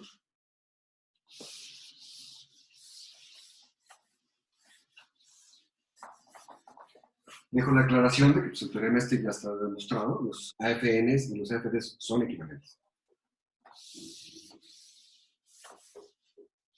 Y luego esto de acá, lo voy a eliminar también.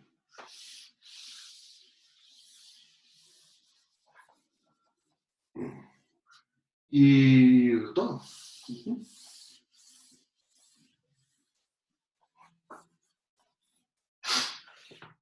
Y les voy a introducir los AFN epsilon.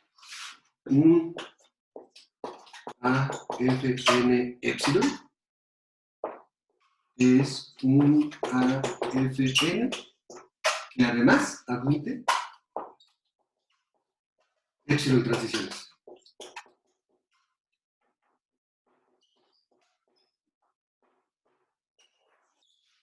Ya.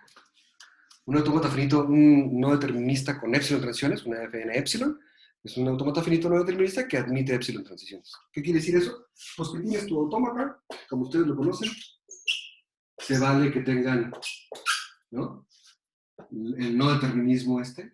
Se llama no determinismo porque si nada más tengo uno, pues está determinado donde voy, ¿no? Y aquí no está determinado. Sí está determinado, voy a las dos, ¿no? Pero se considera eso no determinista, ¿no? Entonces, no importa cómo tengan esto, de repente se vale que tengan una transición como esta. O varias, ¿verdad? Se vale que tengan varias transiciones como esta.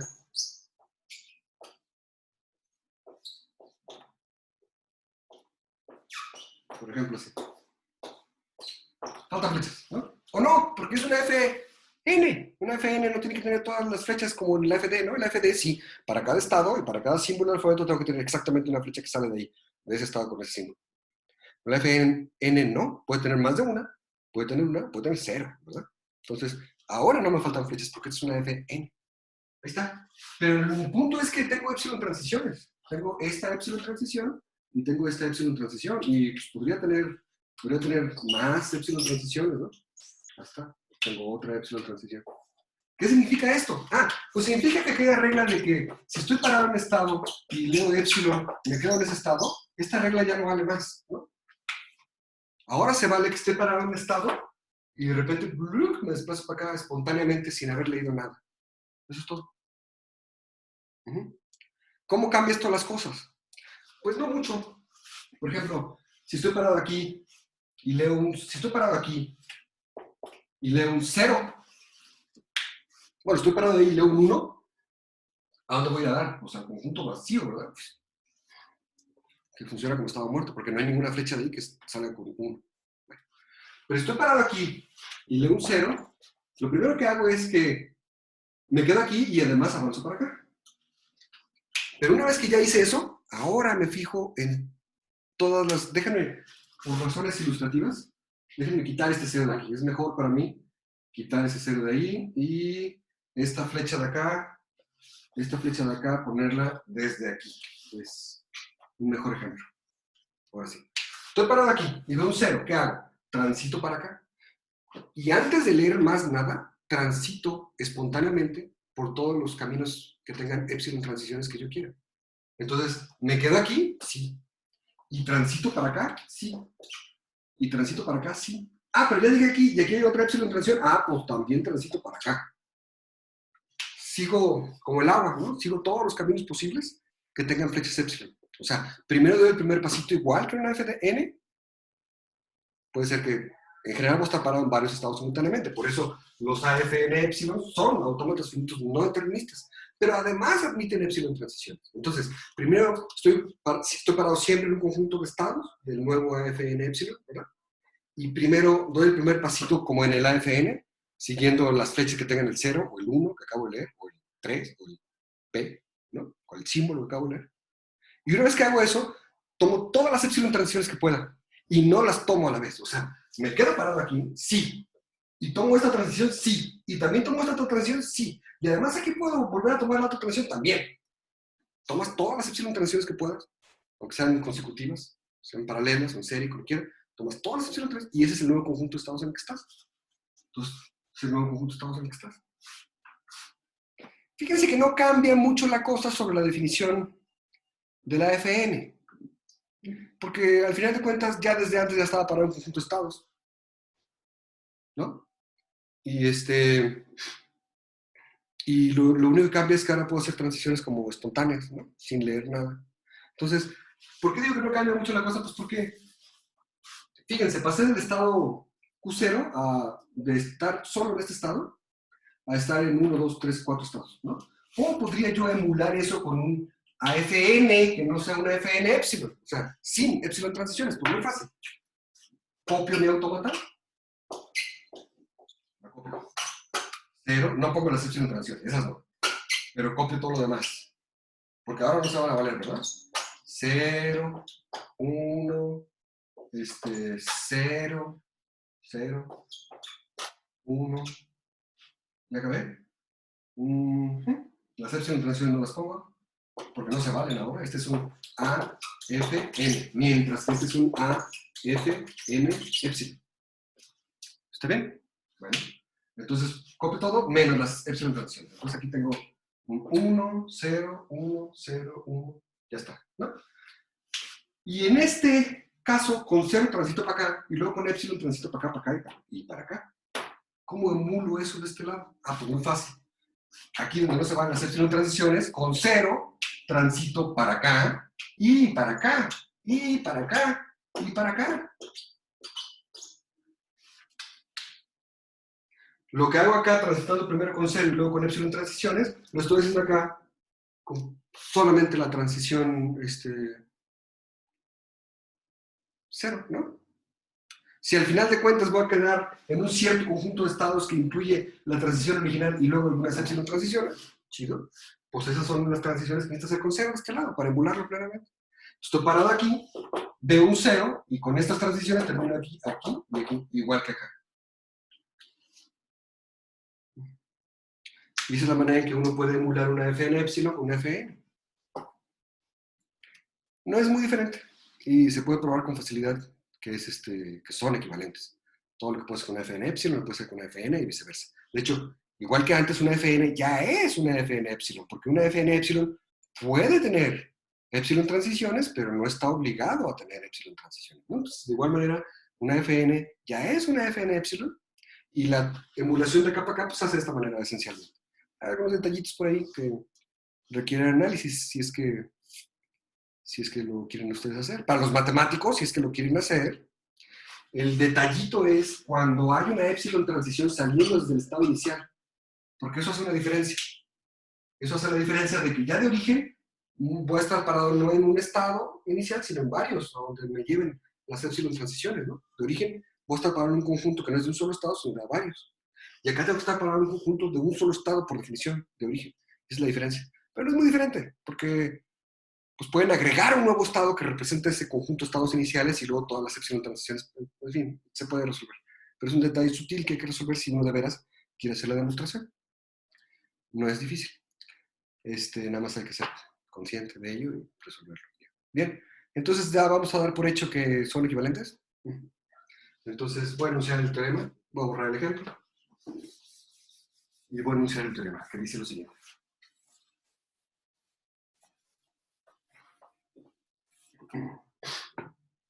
Teorema.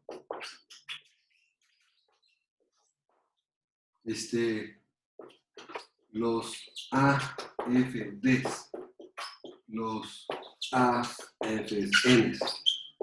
Y los A's, F's, N's, epsilon son equivalentes.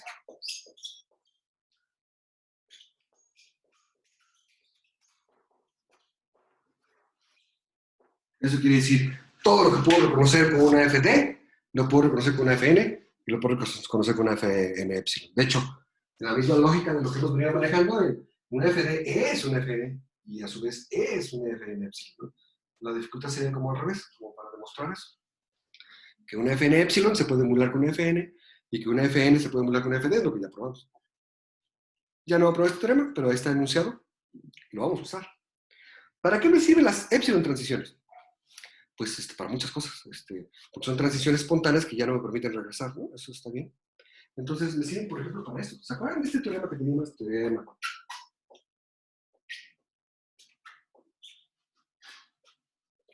Si L1 y L2 son regulares,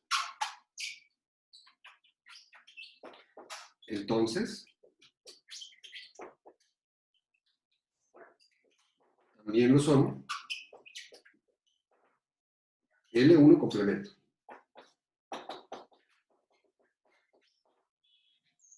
L1 unión L2. L1 intersección L2. L1 concatenado con L2 y además la cerradura de Kleene. ¿No? Este es nuestro teorema que teníamos. Ya probamos este y este. Nos falta probar estos dos. Vamos a probarlo a continuación usando AFN epsilon. Pero además vamos a probar también el primero, ¿no? El primero se prueba más fácil con FDs. Porque nada más cosa intercambiar estado de aceptación por estado de no aceptación. ¿Cierto? Fácil. Y eso no se puede hacer en los AFNs. Si en una FN tú intercambias los estados de aceptación por estados de no aceptación, no es cierto que reconoces el complemento del lenguaje original. ¿Por qué? Porque por definición una FN acepta una palabra cuando el conjunto de estados en el que terminas contiene un estado de aceptación, pero puede contener estados de no aceptación. Si tú cambias el conjunto de estado de aceptación por de no aceptación y viceversa, puede ser que el conjunto en el que terminabas tenía un estado de aceptación y tenía un estado de no aceptación. Y cuando cambias F por su complemento, sigues aceptando en el AFN. Entonces, esa operación de cambiar el conjunto de estado de aceptación por no aceptación y viceversa funciona en el AFD para reconocer el complemento, pero no funciona en el AFN para reconocer el complemento. Entonces, esta se prueba sí o sí con AFD, con los autómatos finitos deterministas. Pero las otras se pueden probar. Bueno, estas dos ya las vimos, se pueden probar con el producto cartesiano, que lo vimos, ¿no? Y lo vimos porque yo pienso que es formativo que conozcan esa construcción, que no está en el libro de texto, ya la chequé, ¿no? Pero vamos a volver a mostrar ahora utilizando AFN epsilon, ¿no? Porque es muy fácil dar estas demostraciones, muy, muy fácil dar estas demostraciones, ya que tiene el concepto de AFN epsilon. Pues vamos a ver. ¿Cómo probamos Vamos a probar, empezar por el 4. 4. ¿Cómo probamos que la concatenación de lenguajes regulares es regular? Bien. Pues por hipótesis L1 y L2 son regulares. Entonces, L1 tiene un autómata M1 que tiene un estado inicial y uno o más estados de aceptación. Voy a dibujar dos para acordarnos que son uno o más estados de aceptación. Entonces, un autómata, pues se ve así. Entonces, con algunas transiciones aquí dentro, ¿no? Lo que sea. Este es un autómata, dibujo genérico de un autómata. No me gustó, no voy a hacer otro.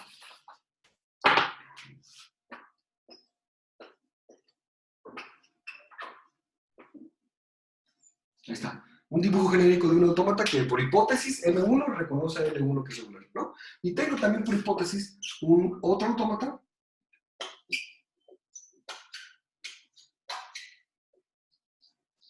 M2 que reconoce a L2. ¿Cómo le hago yo para reconocer ahora la concatenación? Pues muy fácil. Cada vez que tengo un estado de aceptación aquí, pues ese ya no va a ser estado de aceptación, ¿verdad? Porque si arranco en este estado inicial, estos estados que eran de aceptación era para decir la palabra está en L1. Pero si está en L1, pues no necesariamente está en L1 concatenado con L2, ¿verdad? L1 en general no es su conjunto en general. L1 no es un subconjunto de L1 concatenado con L2. Puede ser que sea ocasionalmente, pero en general no lo es.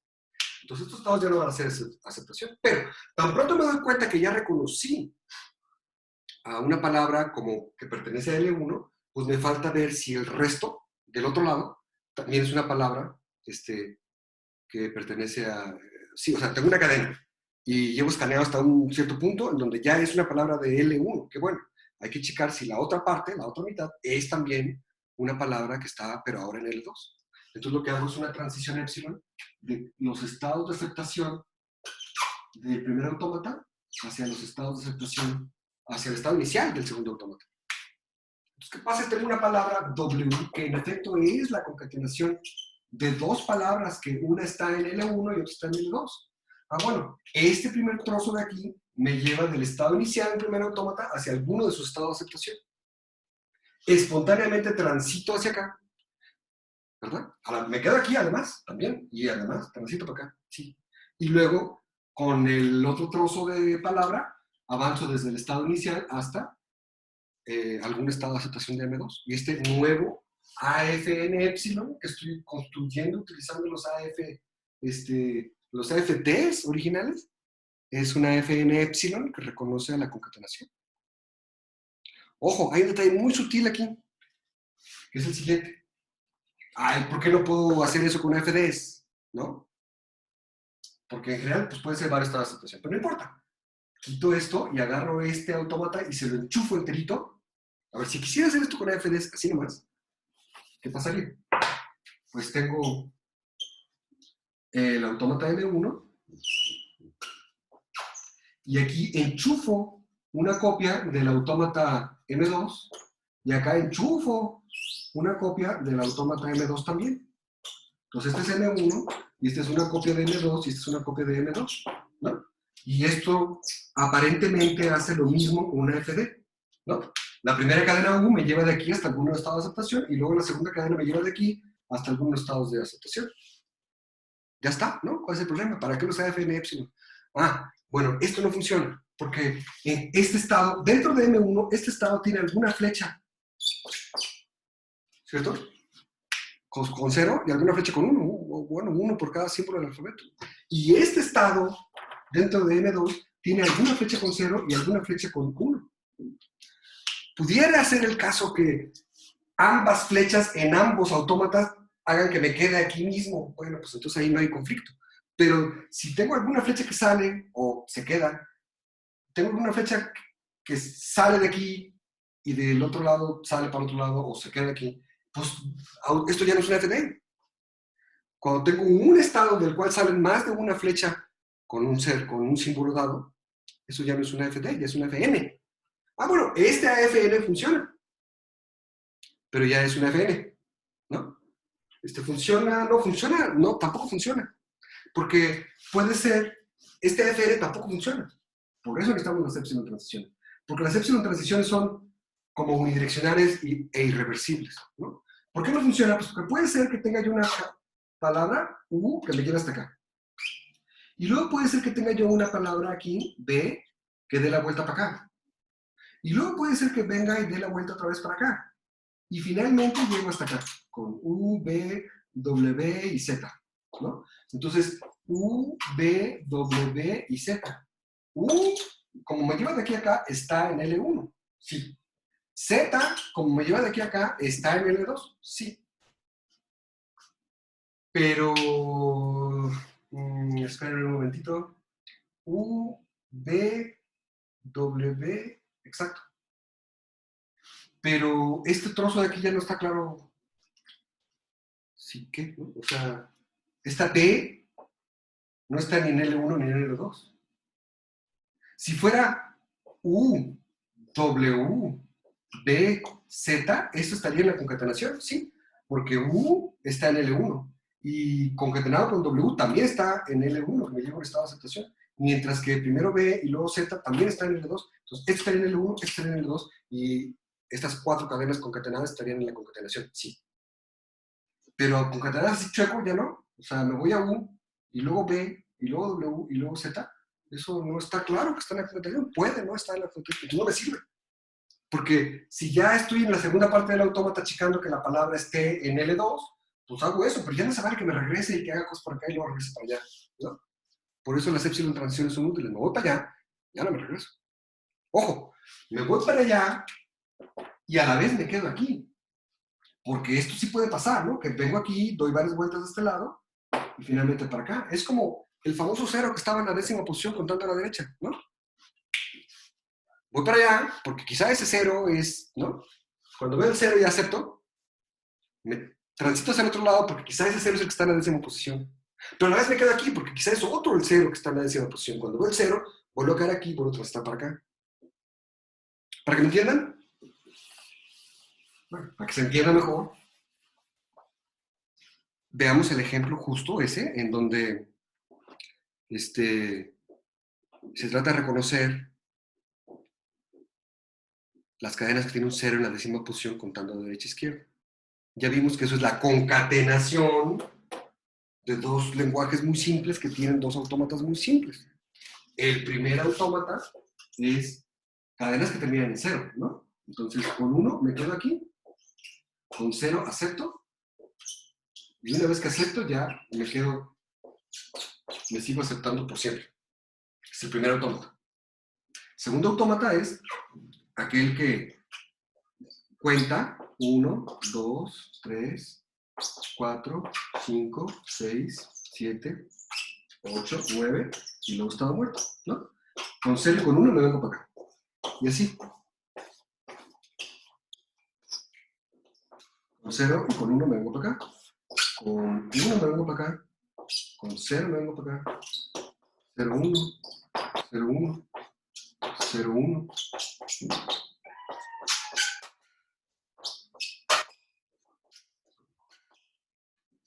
Ese es mi autómata que reconoce cadenas de longitud 9.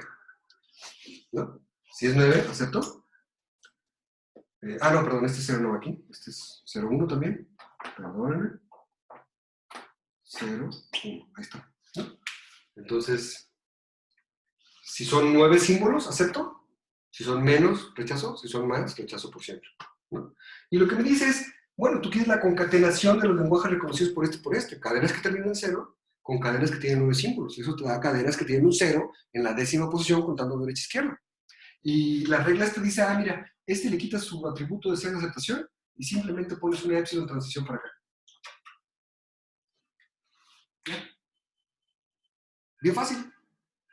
Y esto se puede programar en la computadora, ¿no? Entonces, como realmente hacen las cosas, con una FN o con una FN epsilon también. ¿Cuál es la lógica aquí del asunto? Bueno, pues mientras tenga unos, no hago caso. Con 0, me pongo contento porque ya la primera parte ya se reconoció. Me quedo aquí a la vez que transito hacia acá. ¿Por qué? Porque a lo mejor este 0 que acabo de leer es el 0 que va a quedar en la 10ª posición. Y va a constatarlo cuando llegue aquí. Pero me quedo acá también, porque a lo mejor es un 0 otro el que va a estar en la 10ª posición. Entonces me sigo quedando aquí por siempre. Y cada vez que veo un 0, ¡pum! Transito. Espérenme tantito. Sí está mal. ¿Cuándo está mal?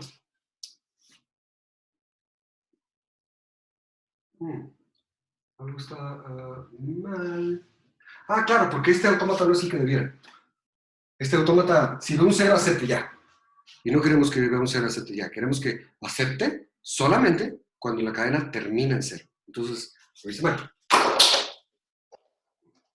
Nadie me corrigió, corríjanme, me equivoco. Entonces, esto está mal. Si veo un 0, acepto. Si sigo viendo 0, sigo aceptando. Pero si veo un 1, ya no acepto. Y esto tiene que ser el autómata que reconoce las cadenas que terminan en 0. Para terminar en 0, tiene que terminar en 0 y no en 1, ¿no? Entonces, sí, veo un 0, me paro aquí. Y a la vez transito para acá. Porque quizá ese 0 que acabo de leer es el 0 que está en la 10ª posición. Si ahora leo otro 0, con este avanza, a ver si va a atestiguar que está en la 10ª posición ese 0 que se leyó. Y además me quedo aquí, ¿no? Y además transito de nuevo para acá, porque a lo mejor este es el 0 que va a estar en la 10ª posición, en cuyo caso este touch es el que lo va a atestiguar 9 símbolos después. ¿Me expliqué? Entonces, para hacer el AFN epsilon, ojo, este que está aquí es un AFD y este es un AFD. Y estos son AFN, y con esos dos AFNs construye una FN epsilon. ¿Sale? Que reconoce la concatenación. Ya, bien fácil. Lo expliqué mucho, y a lo mejor parece complicado porque lo expliqué mucho, pero es bien fácil. En el fondo es bien fácil, es eso. ¿Cómo le hago para la cerradura de Kleene? Supongan que ya tienen un autómata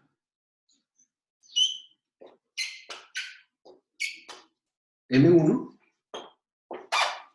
que reconoce a L1. Ahora queremos hacer un autómata que sea capaz de reconocer no solamente eso, sino además epsilon, en primer lugar. Y cualquier cadena de estas, ¿sí? Y cualquier concatenación de 2 de estas, y cualquier concatenación de 3 de estas, y cualquier concatenación de 4 de estas, etc. ¿Cómo hacemos eso? Bueno, como tiene que reconocer a epsilon, este tiene que ser un estado de aceptación.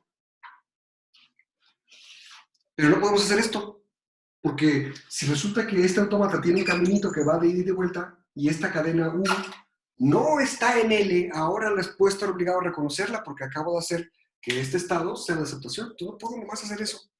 Podría si este autómata resulta que no tiene flechas que salgan del estado inicial y regresen a él. Pero en general no puedo.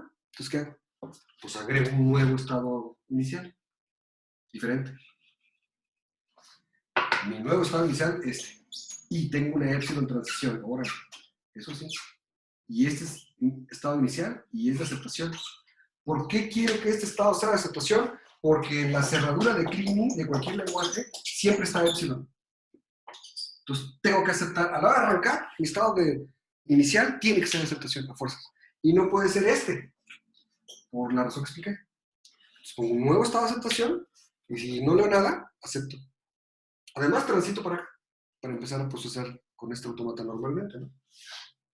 Pero acuérdense que las epsilon transiciones se toman de manera no determinista. Esto quiere decir, me quedo aquí y además transito para acá, las dos cosas. En particular, si no pasa nada más, si no leo nada, acepto, porque estoy parado aquí. Y si pasa algo, bueno, este ya se muere, ¿no? Deja de estar ahí. Si leo un 0, ¿a dónde va a dar? Si estoy parado aquí y leo un 0, ¿a dónde va a dar? No hay ninguna flecha con un 0.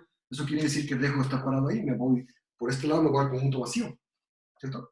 Pero por este lado estoy parado en un estado y comienzo a transitar por ahí hacia otro lado, ¿sí? Entonces, no es problema eso. ¿Y luego qué? Cuando llego a estos de acá, acepto, bien. Y luego podría hacerle como la concatenación y decir, ah, bueno, pues si es uno, aceptas aquí. Y si son dos, transitas hacia otra copia de este y aceptas acá.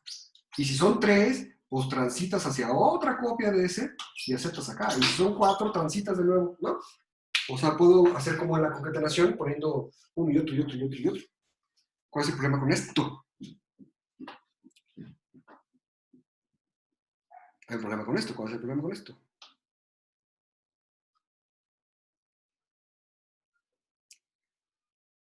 El problema es que todos los autómatas que hemos visto tienen una F aquí, ¿no? Esta F aquí, y esta F acá, y esta F acá, ¿qué significa? Finito. Y si hago lo que dije, pues tengo un autómata infinito. ¿Por qué no extendemos la teoría y decimos autómatas infinitos, no deterministas, con epsilon transiciones? Total, estamos extendiendo la teoría cada rato, ¿no? Bueno, esta extensión no es admisible. No se vale. No hay una teoría de autómatas infinitos. Deterministas o no deterministas, o sea, no hay una teoría de autómatas infinitos. Y la razón no es porque sean infinitos y no podamos con el infinito. Hacemos muchas cosas, la teoría de conjuntos trabaja con infinitos, ¿no?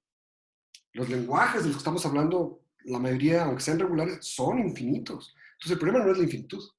El problema es que un autómata finito, perdón, un autómata infinito determinista, lo que ustedes imaginan que es lo mismo, nada más que Q se vale que sea infinito, tiene la propiedad de que cualquier lenguaje se puede reconocer con uno de esos.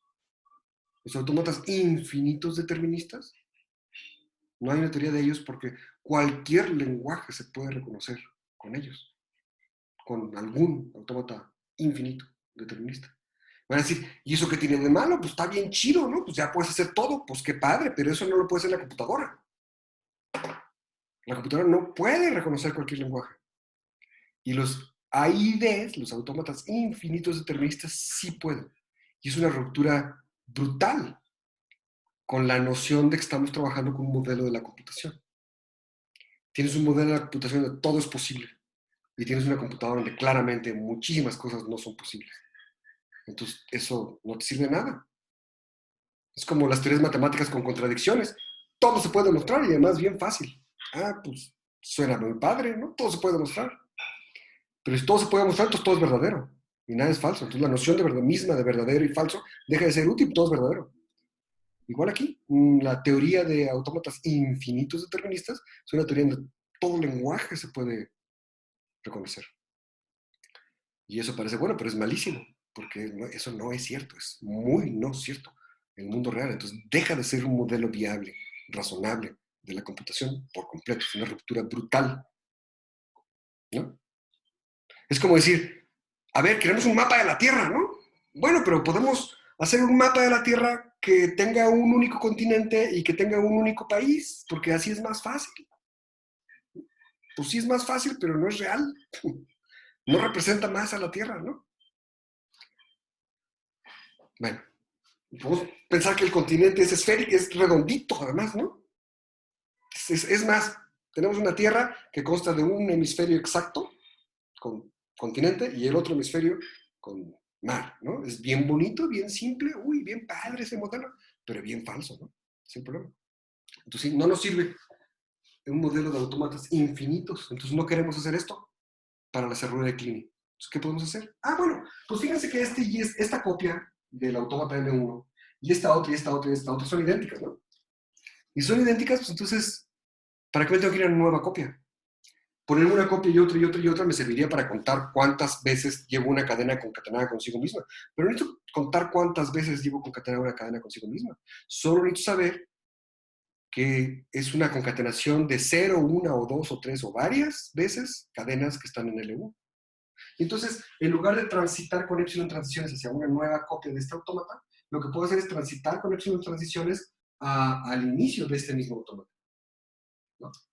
Entonces, en lugar de transitar a una nueva copia, transito aquí con una epsilon transición y también transito aquí con una epsilon transición. Y ya está, ¿no? ¿Cuáles son? Incluso si quieren, puedo quitar estas, si quieren. Para mí es más práctico, más. Si las quitan o las ponen en estos estados de aceptación como tales, en este caso el lenguaje reconocido es el mismo, pero para mí es más claro así. Ustedes aceptan. ¿Y cuándo están aquí? Pues al mero principio, cuando no ha pasado nada. Y después del mero principio, bueno, transitan para acá espontáneamente. Cuando las transiciones de aquí los llevan a ese estado, algunos de estos estados que eran los de aceptación, pueden ser 3 o 20 estados de aceptación, pues transitan espontáneamente para acá, donde de nuevo aceptan, ¿no? Y si siguen avanzando, bueno, pues la cerradura de Clini consta de la concatenación de un 1 con un 2, con un 3, con un 4 y varias más hasta UN, donde cada una de estas U's es una palabra que está en el lenguaje original. Entonces, en este caso, epsilon se vale, esa es una de esas posibles palabras, cuando el conjunto, cuando la L es igual a 0, ¿no? El número de palabras que estoy concatenando en ceros es epsilon, acepto. Caso contrario, esta U1 me lleva de este estado inicial al que transite espontáneamente hacia uno de los de aceptación y a continuación transito espontáneamente acá donde acepto. Si continúo leyendo cosas, bueno, transito primero para acá espontáneamente y luego esta U2 me lleva de nuevo a algunos estados de aceptación en donde transito para acá espontáneamente y acepto. Entonces, cada vez que doy la vuelta, vuelvo a aceptar y vuelvo a empezar a ver si alguna de estas cadenas, si lo que resta de la cadena es a su vez una concatenación de cadenas que están en el lenguaje original y por lo tanto toda la cadena, esto lo dije mal, consta de cosas de este estilo. Y por lo tanto, averiguar si toda la cadena es una concatenación de cadenas que están en L1, que es lo que constituye a la cerradura de Kleene, ¿no? Ahí está. Esa es la manera de hacerlo.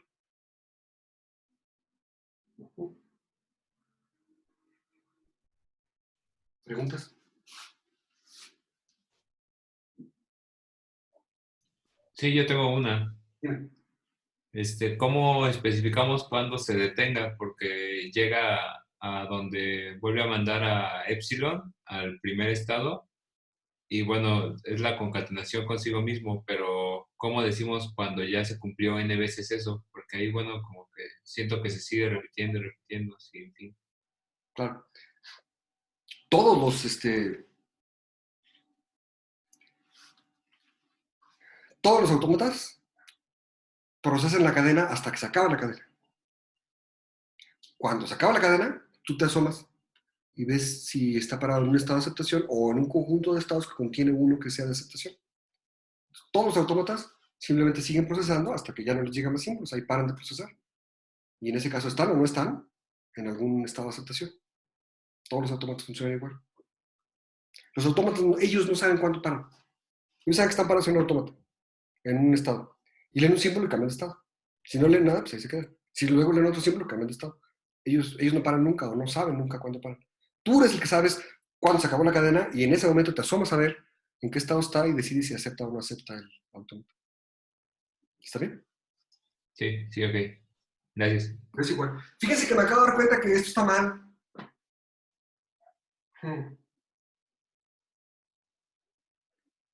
Esto está mal porque existe la posibilidad de que uno de estos sea el estado inicial. Y si es así, entonces tengo una epsilon transición para allá y tengo una epsilon transición para acá, ¿no? Con esta regla que estoy diciendo, tendría, si este estaba de aceptación originalmente, que es una posibilidad, tendría una transición para acá y una transición de vuelta. Y eso querría decir que siempre voy a estar parado ahí, porque, no, está bien, no es problema. Porque a la hora que leo un 2 o algo, pues transito un 0, pues transito para algún lado y ya no voy a estar parado aquí. Ok, no es problema. No es problema, está bien. Ya, está. ¿Sale? Entonces la construcción. Rápidamente, ¿a poco podemos probar igual de rápido la unión y la intersección? Pues sí, sí podemos, fíjense. Bueno, con esto, no sé si les quedó claro. Ya quedó probado esto y esto. La concatenación del lenguaje regular es regular y la cerradura de Kleene y el lenguaje regular es regular. Bien fácil, ¿no? Si lo hubiera querido hacer de la otra manera, como habíamos venido haciendo las cosas, pues sería una lata semejante a la que ya hemos hecho antes, ¿no? Claro, aquí también ya me estoy ahorrando ya ni siquiera dije claramente tal cosa, ¿no? Pero sí dije, no sé, pero ahora me lo dije. Si de veras quisiera demostrarlo también con epsilon transiciones, con deltas y todo formalismo y todo, pues también sería latos. Pero como que la identity es como fácil de asimilar, ¿no? Pienso. Bien. Entonces, ¿cómo le hacemos para probar la unión, por ejemplo? Pues muy fácil. Tengo un autómata que acepta al lenguaje L1, tiene ese estado inicial, algún estado de aceptación, y tengo otro autómata que acepta al lenguaje L2, que tiene su estado inicial aquí. ¿Cómo le hago para la unión? Quiero ahora reconocer la unión. Agrego un nuevo estado inicial y una epsilon transición para acá y una epsilon transición para acá. ¿Cuáles son las palabras reconocidas? Bueno, arranco aquí, transito espontáneamente para acá y para acá, y luego cada uno de estos autómatas trabaja independientemente, y si alguno de ellos acepta, quiere decir que la palabra está en un L1 o en L2, y entonces estoy reconociendo exactamente la unión. Bien fácil, ¿verdad? Sin el producto cartesiano y todo eso. Insisto, si de veras me pongo a hacer el formalismo de que W está en L de M, sí solamente sí no sé qué, y la delta borro, es igual de latoso. Pero la idea intuitiva es como muy simple. Es más simple la idea intuitiva que la del producto cartesiano. O no, no sé. A mí el producto cartesiano me gusta mucho. Y creo que es útil, ¿no? Tener como esa idea en general. Y para mí es clarísima. Los matemáticos estamos acostumbrados a hacer cosas que sabemos hacer en una coordenada y en otra y luego hacer las cosas coordenada a coordenada, ¿no? De hecho, si esa demostración si no se conociera, ¿no? Que los lenguajes regulares son cerrados bajo unión, bajo intersección, ¿no? y lo quisiéramos publicar en un artículo de investigación, probablemente solo diríamos eso. Hacemos un nuevo autómata cuyo conjunto de estados es el producto cartesiano de los otros y la delta trabaja coordenada a coordenada. Y los matemáticos ya sabemos qué quiere decir eso. La delta trabaja coordenada a coordenada. Ah, si entonces una coordenada hago lo que uno, en otra coordenada hago lo que el otro. Y ya, está clarísimo. Y eso sería todo lo que habría que decir en un artículo de investigación, porque para los matemáticos profesionales ya a partir de ya está clarísimo todo, ¿no? Entonces la idea es muy simple también. Nada más quizá los computólogos están un poquito menos acostumbrados a este tipo de ideas. Y esta idea a lo mejor es más simple todavía, no sé. ¿Cómo la ven? Es una cuestión de opinión y de etcétera. Bueno, entonces, este sería para la unión. ¿Y cuál sería para la intersección? Ah, pues esa no se puede hacer fácilmente con AFNs y AFNs epsilon. ¿Cómo se hace? Pues con el producto cartesiano como lo hicimos. O con las leyes de De Morgan, ¿no? L1 intersección L2 es lo mismo que el complemento del complemento, perdón, de la unión de los complementos. Una ley de De Morgan. Les decía, las matemáticas son acumulativas, no pueden decir, no, eso ya no me va a servir jamás y me olvido de, bueno, ahí están las leyes de De Morgan otra vez. A lo mejor alguna vez pensaron que ya no las iban a necesitar, ahí están de nuevo otra vez. Y si las tienen en su arsenal, pues las pueden esgrimir cuando les haga falta, si no, pues no pueden. Entonces se limitan a ustedes mismos y olvidan de cosas, ¿no? Entonces, si la unión ya de lenguajes regulares es regular y además el complemento de lenguajes regulares es regular, entonces la intersección también por las leyes de De Morgan. Esa es la manera estándar de probar esto, ¿no? Y acuérdense que el complemento no se prueba fácilmente con AFN, se hace con AFDs, que es donde es fácil probar eso. Es lo bueno de tener varias herramientas, los AFD, los AFN, los AFN Epsilon, que algunas cosas son más fáciles de probar en unas herramientas y otras cosas son más fáciles de probar en otras, ¿no? Bueno, pues con esto entonces se acaba el teorema. Ya vimos una manera alternativa de probar la unión. Habíamos visto una antes con el producto cartesiano. Y con esto acabamos la clase de hoy. La próxima clase vamos a empezar a ver expresiones regulares, que es el siguiente tema dentro de autómatas finitos, deterministas, o autómatas finitos. Gracias por estar aquí. Que tengan buen día. Hasta luego.